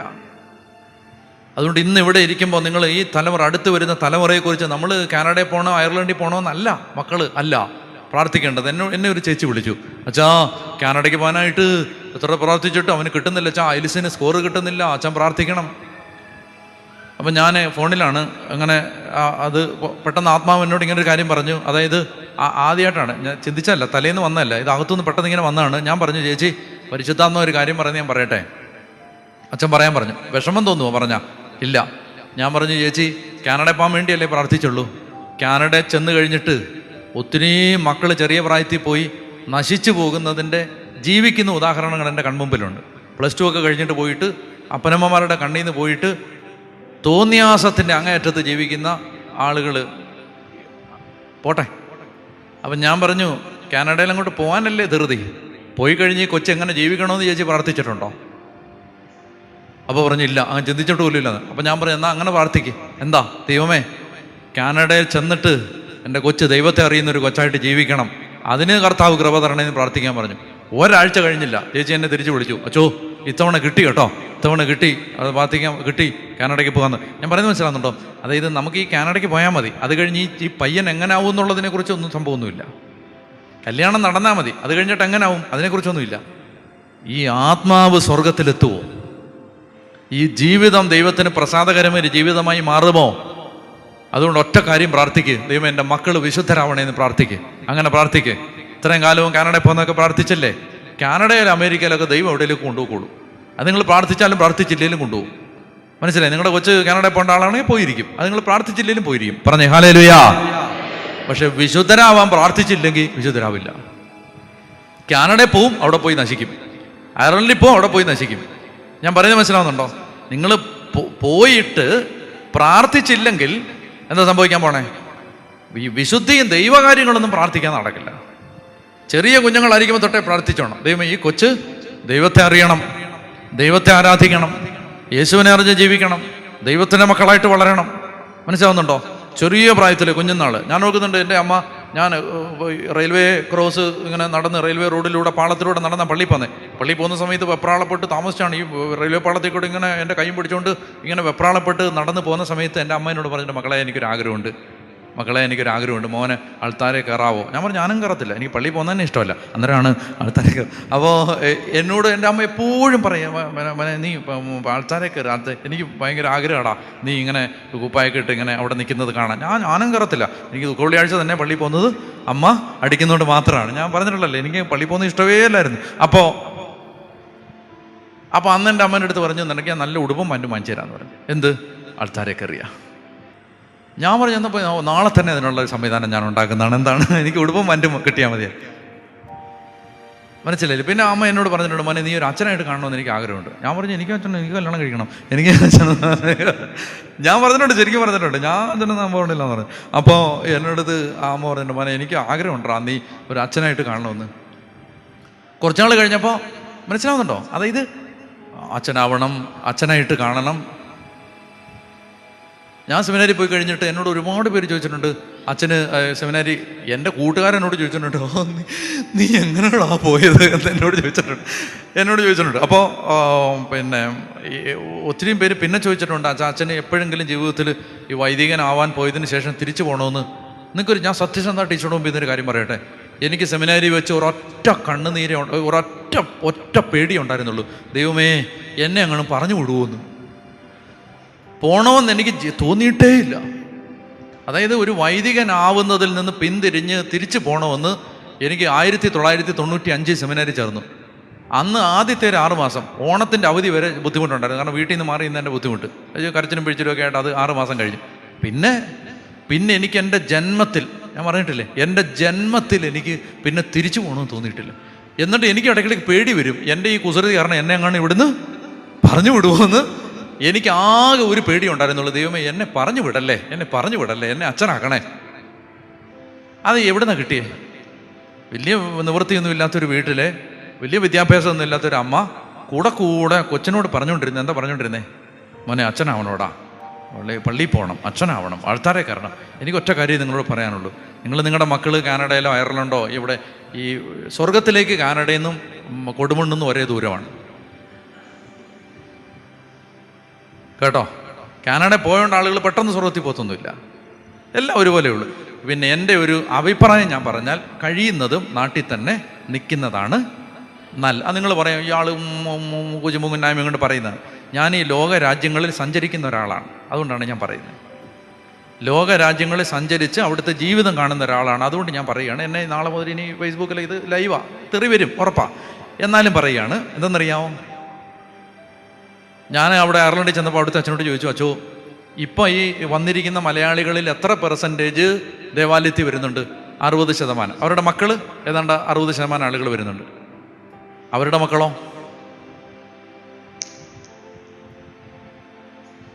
കാര്യമായിട്ടില്ല. അവരാ സംസ്കാരവുമായിട്ട് ഇഴുകിച്ചേർന്നു. നിങ്ങൾക്കൊരു കാര്യം അറിയാമോ, കണ്ണുനീരോടെ യൂറോപ്യൻ രാജ്യങ്ങളിലെയും അമേരിക്കയിലെയും കാനഡ രാജ്യങ്ങളിലെ അപ്പനമ്മമാർ കണ്ണുനീരോടെ എൻ്റെ അടുത്ത് പറഞ്ഞിട്ടുണ്ട്, ഞങ്ങൾക്ക് നാട്ടിൽ പോകണം, പക്ഷെ മക്കൾ വരില്ല. മക്കൾ വരില്ല, മനസ്സിലായോ? മക്കൾ വരില്ല, അവർക്ക് നാട്ടിൽ പോകണം. കാരണം മക്കൾ അവിടുത്തെ രീതിയിലായി. മക്കൾ ചോദിക്കുകയാണ്, ആണ് കല്യാണം കഴിച്ചപ്പോൾ എന്താ കുഴപ്പം? പെണ്ണും കല്യാണം കഴിച്ചാൽ എന്താ ഇപ്പോൾ കുഴപ്പം? മക്കൾ ചോദിക്കുകയാണ്. അതുകൊണ്ട് ഈ കാനഡ, അയർലൻഡ്, ഓസ്ട്രേലിയ, പിന്നെ സ്വീഡൻ എന്നൊക്കെ പറയുമ്പോൾ വലിയ കാര്യം ചിന്തിക്കരുത്. മര്യാദയ്ക്കുള്ള കഞ്ഞിയും കുടിച്ച് നാട്ടിൽ നിൽക്കുന്നതാണ് നല്ലത്. വിശ്വാസമുള്ളൊരു തലമുറയാണ് നിങ്ങൾ ലക്ഷ്യം വെക്കുന്നതെങ്കിൽ ഉള്ള കഞ്ഞിയും കുടിച്ച് നാട്ടിൽ നിൽക്കുന്നതാണ് നല്ലത്. പറഞ്ഞേ ഹല്ലേലൂയ. പിന്നെ ഇതൊക്കെ ആർക്കും മനസ്സിലാവത്തില്ല, കുടുംബത്തിലുള്ളവർക്ക് പോലും പറഞ്ഞാൽ മനസ്സിലാവത്തില്ലാത്തതുകൊണ്ട് പിന്നെ നമ്മൾ ആരോട് കാനഡയിൽ പോകണം, പൊക്കോ, പോയിട്ട് വാ എന്ന് പറഞ്ഞ് ആശ്രയിച്ച് വിടത്തേ ഉള്ളൂ. പക്ഷേ ഞാൻ പറയുന്നത്, നമുക്ക് ദൈവവിശ്വാസമുള്ളൊരു തലമുറ രൂപപ്പെട്ട് വരണം നിങ്ങൾ ആഗ്രഹിക്കുന്നുണ്ടെങ്കിൽ ഈ കാനഡയിൽ പോകുന്നൊന്നുമല്ല കാര്യം. തെറിവിളി എന്തായാലും ഉറപ്പായിരുന്നു, എന്നാലും ഉള്ളതങ്ങ് പറഞ്ഞ് തീർക്കാം. അപ്പോൾ കാനഡയിൽ പോകുന്നൊന്നുമല്ല കാര്യം. മറിച്ച് ഇത്രയേ ഉള്ളൂ, നമ്മുടെ ദൈവത്തെ അറിഞ്ഞ് കേരളം എന്ന് പറഞ്ഞ് ഇവിടെ വിശ്വാസമെങ്കിലും ഉണ്ട്. ഇത്രയും കാലത്തിനിടയിൽ അതിന് ഒരു കുഴപ്പം, പള്ളിയിലൊക്കെ ആളുകൾ വരുന്നെങ്കിലും ഉണ്ട്. മറ്റേതൊന്നും അതൊന്നും അല്ല.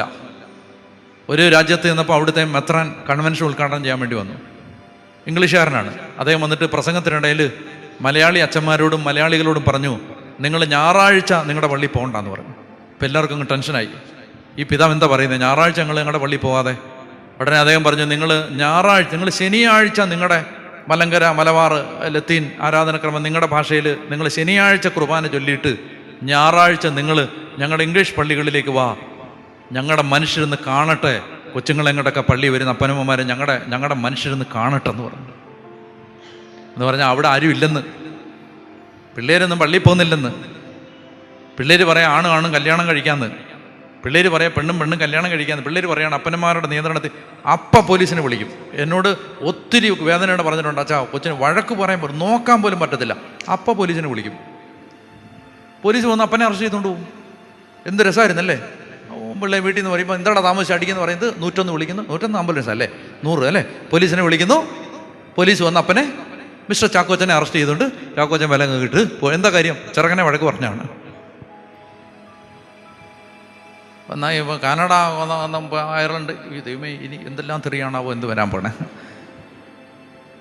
ഞാൻ പറയുന്നത് നല്ല കാര്യം. നിങ്ങൾക്ക് ദൈവം വെച്ചിരിക്കുന്നത് അയർലൻഡ് ആണെങ്കിൽ പൊക്കോ, നിങ്ങൾക്ക് ദൈവം വെച്ചിരിക്കുന്നത് അമേരിക്ക ആണെങ്കിൽ പൊക്കോ, നിങ്ങളെ ദൈവം നട്ട് വളർത്താൻ ആഗ്രഹിക്കുന്നത് സ്വീഡനും ഇന്തോനേഷ്യയും സൗത്ത് ആഫ്രിക്കയും ഒക്കെ ആണെങ്കിൽ നിങ്ങൾ പൊക്കോ, ഓസ്ട്രേലിയ ആണെങ്കിൽ പൊക്കോ. ഞാൻ അതിനൊന്നും എതിരൊന്നുമല്ല. ഞാൻ പറയുന്നത് അതിനകത്തൊന്നുമല്ല കാര്യം. വിശ്വാസമുള്ളൊരു തലമുറ ഉണ്ടാവുമോ? ഇന്ന് 10 ദിവസം കഴിയുമ്പോൾ വിവാഹമോചനം, 5 ദിവസം കഴിയുമ്പോൾ വിവാഹമോചനം. മനസ്സിലായില്ലേ? എന്നോടൊരു സഹോദരൻ ഒത്തിരി കണ്ണുനീരോട് ഇന്ന് രാവിലെ ഇരുന്ന് പറഞ്ഞാണ്. അതായത് പറയുകയാണ്, പിന്നെ അമ്മായിപ്പം പറഞ്ഞു നീ അങ്ങനെ സംസാരിക്കരുത്. അപ്പോൾ പറഞ്ഞു ഹലോ ഹലോ ഹലോ നീ എന്നൊന്നും വിളിക്കണ്ടെന്ന് പറഞ്ഞു. ഈ ഒരു പേരുണ്ട്, ആ പേര് വിളിച്ചാൽ മതി എന്ന് പറഞ്ഞു. വേറൊരു സഹോദരൻ പറഞ്ഞു, എന്നെ അവള് ലാപ്ടോപ്പ് വെച്ച് എന്നെ വയറ്റത്ത് കുത്തിയെന്ന് പറഞ്ഞു. ലാപ്ടോപ്പ് വെച്ച്.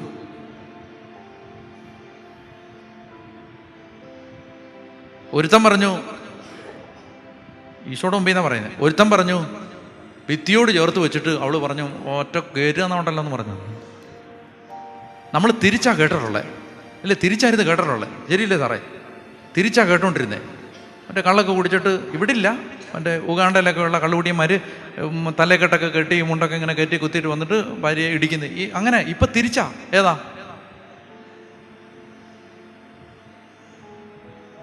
അപ്പം ഞാൻ പറഞ്ഞു, എൻ്റെ പൊന്നു മോനെ, എന്നോട് സംസാരിച്ചവനോട് ഞാൻ പറഞ്ഞു, എൻ്റെ പൊന്നു മോനെ, ഞാൻ നിന്നെ, അയ്യോ എനിക്ക് നിന്നോട് ബഹുമാനം തോന്നുക, നീ ഒന്നും പറഞ്ഞില്ലേ? ഞാൻ ഒന്നും പറഞ്ഞില്ല അച്ഛാന്ന് പറഞ്ഞു. ഞാൻ ഒന്നും പറഞ്ഞില്ല. കാരണം എന്താ? ഇവളെങ്ങാനും കൊണ്ടു വല്ല കേസും കൊടുത്താൽ പിന്നെ നമ്മൾ ഇപ്പം അങ്ങനല്ലേ. അതുകൊണ്ട് ഇപ്പോൾ ഭർത്താക്കന്മാരൊന്നും ഒന്നും അറിയാത്ത പോലെ ഇരിക്കുന്നുണ്ട്. മനുഷ്യൻ ജീവനിൽ പേടിയുള്ളതുകൊണ്ട്, കോടതി കയറാൻ ബുദ്ധിമുട്ടുള്ളതുകൊണ്ട് ഒന്നും പറയുന്നില്ലെന്നേ ഉള്ളൂ. സ്ത്രീകൾക്ക് അനുകൂലമാണ് എന്ത്? നിയമം. അതുകൊണ്ട് കയറി അങ്ങ് വിളയരുത്. പോട്ടെ, സമയം പോന്നു. ഞാൻ പറഞ്ഞു വരുന്നത്, നമുക്ക് വേണ്ടത് വിശ്വാസമുള്ളൊരു തലമുറയാണ്. വിശ്വാസം. അതുകൊണ്ട് ഉള്ളൊരുകി പ്രാർത്ഥിച്ചോണം. നമ്മൾ വിചാരിക്കുന്ന പോലെ അല്ല ലോകം. നമ്മുടെ കയ്യിൽ നിന്ന് പോവുക പിള്ളേരെല്ലാം. വിശ്വാസമുള്ളൊരു തലമുറ, അപ്പനെ അമ്മയെ സ്നേഹിച്ച് അപ്പനും അമ്മയോടും ബഹുമാനം. ചില മക്കളെയൊക്കെ കാണുമ്പോൾ ഉണ്ടല്ലോ, അതങ്ങനെയാണ്. അത് എത്ര പ്രായമായാലും അപ്പൻ അമ്മ ഒക്കെ പോവാ, എല്ലാം പോവാ. നിങ്ങൾ നിങ്ങളുടെ ജോലി നോക്കിപ്പോക്കോ. അപ്പനെ അമ്മയും കൊല്ലുകയാണ് ചിലർ. അപ്പനെ അമ്മയെ അടിച്ച് പുറത്താക്കുകയാണ്. വിശ്വാസമുള്ള, ദൈവത്തെ ഭയമുള്ള ഒരു തലമുറ വളർന്നു വരാൻ പ്രാർത്ഥിക്കണം. ഇങ്ങനെ നടക്കരുത്, വെറുതെ അലഞ്ഞ് നടക്കരുത്. ഇന്ന് ഈ മസിലും ബലമെല്ലാം നാളെ ഇല്ലാതാവും. പിള്ളേരിട്ട് വട്ട് തട്ടും. ദൈവത്തെ വിളിച്ചോണം, ദൈവത്തെ വിളിച്ച് കരഞ്ഞോണം.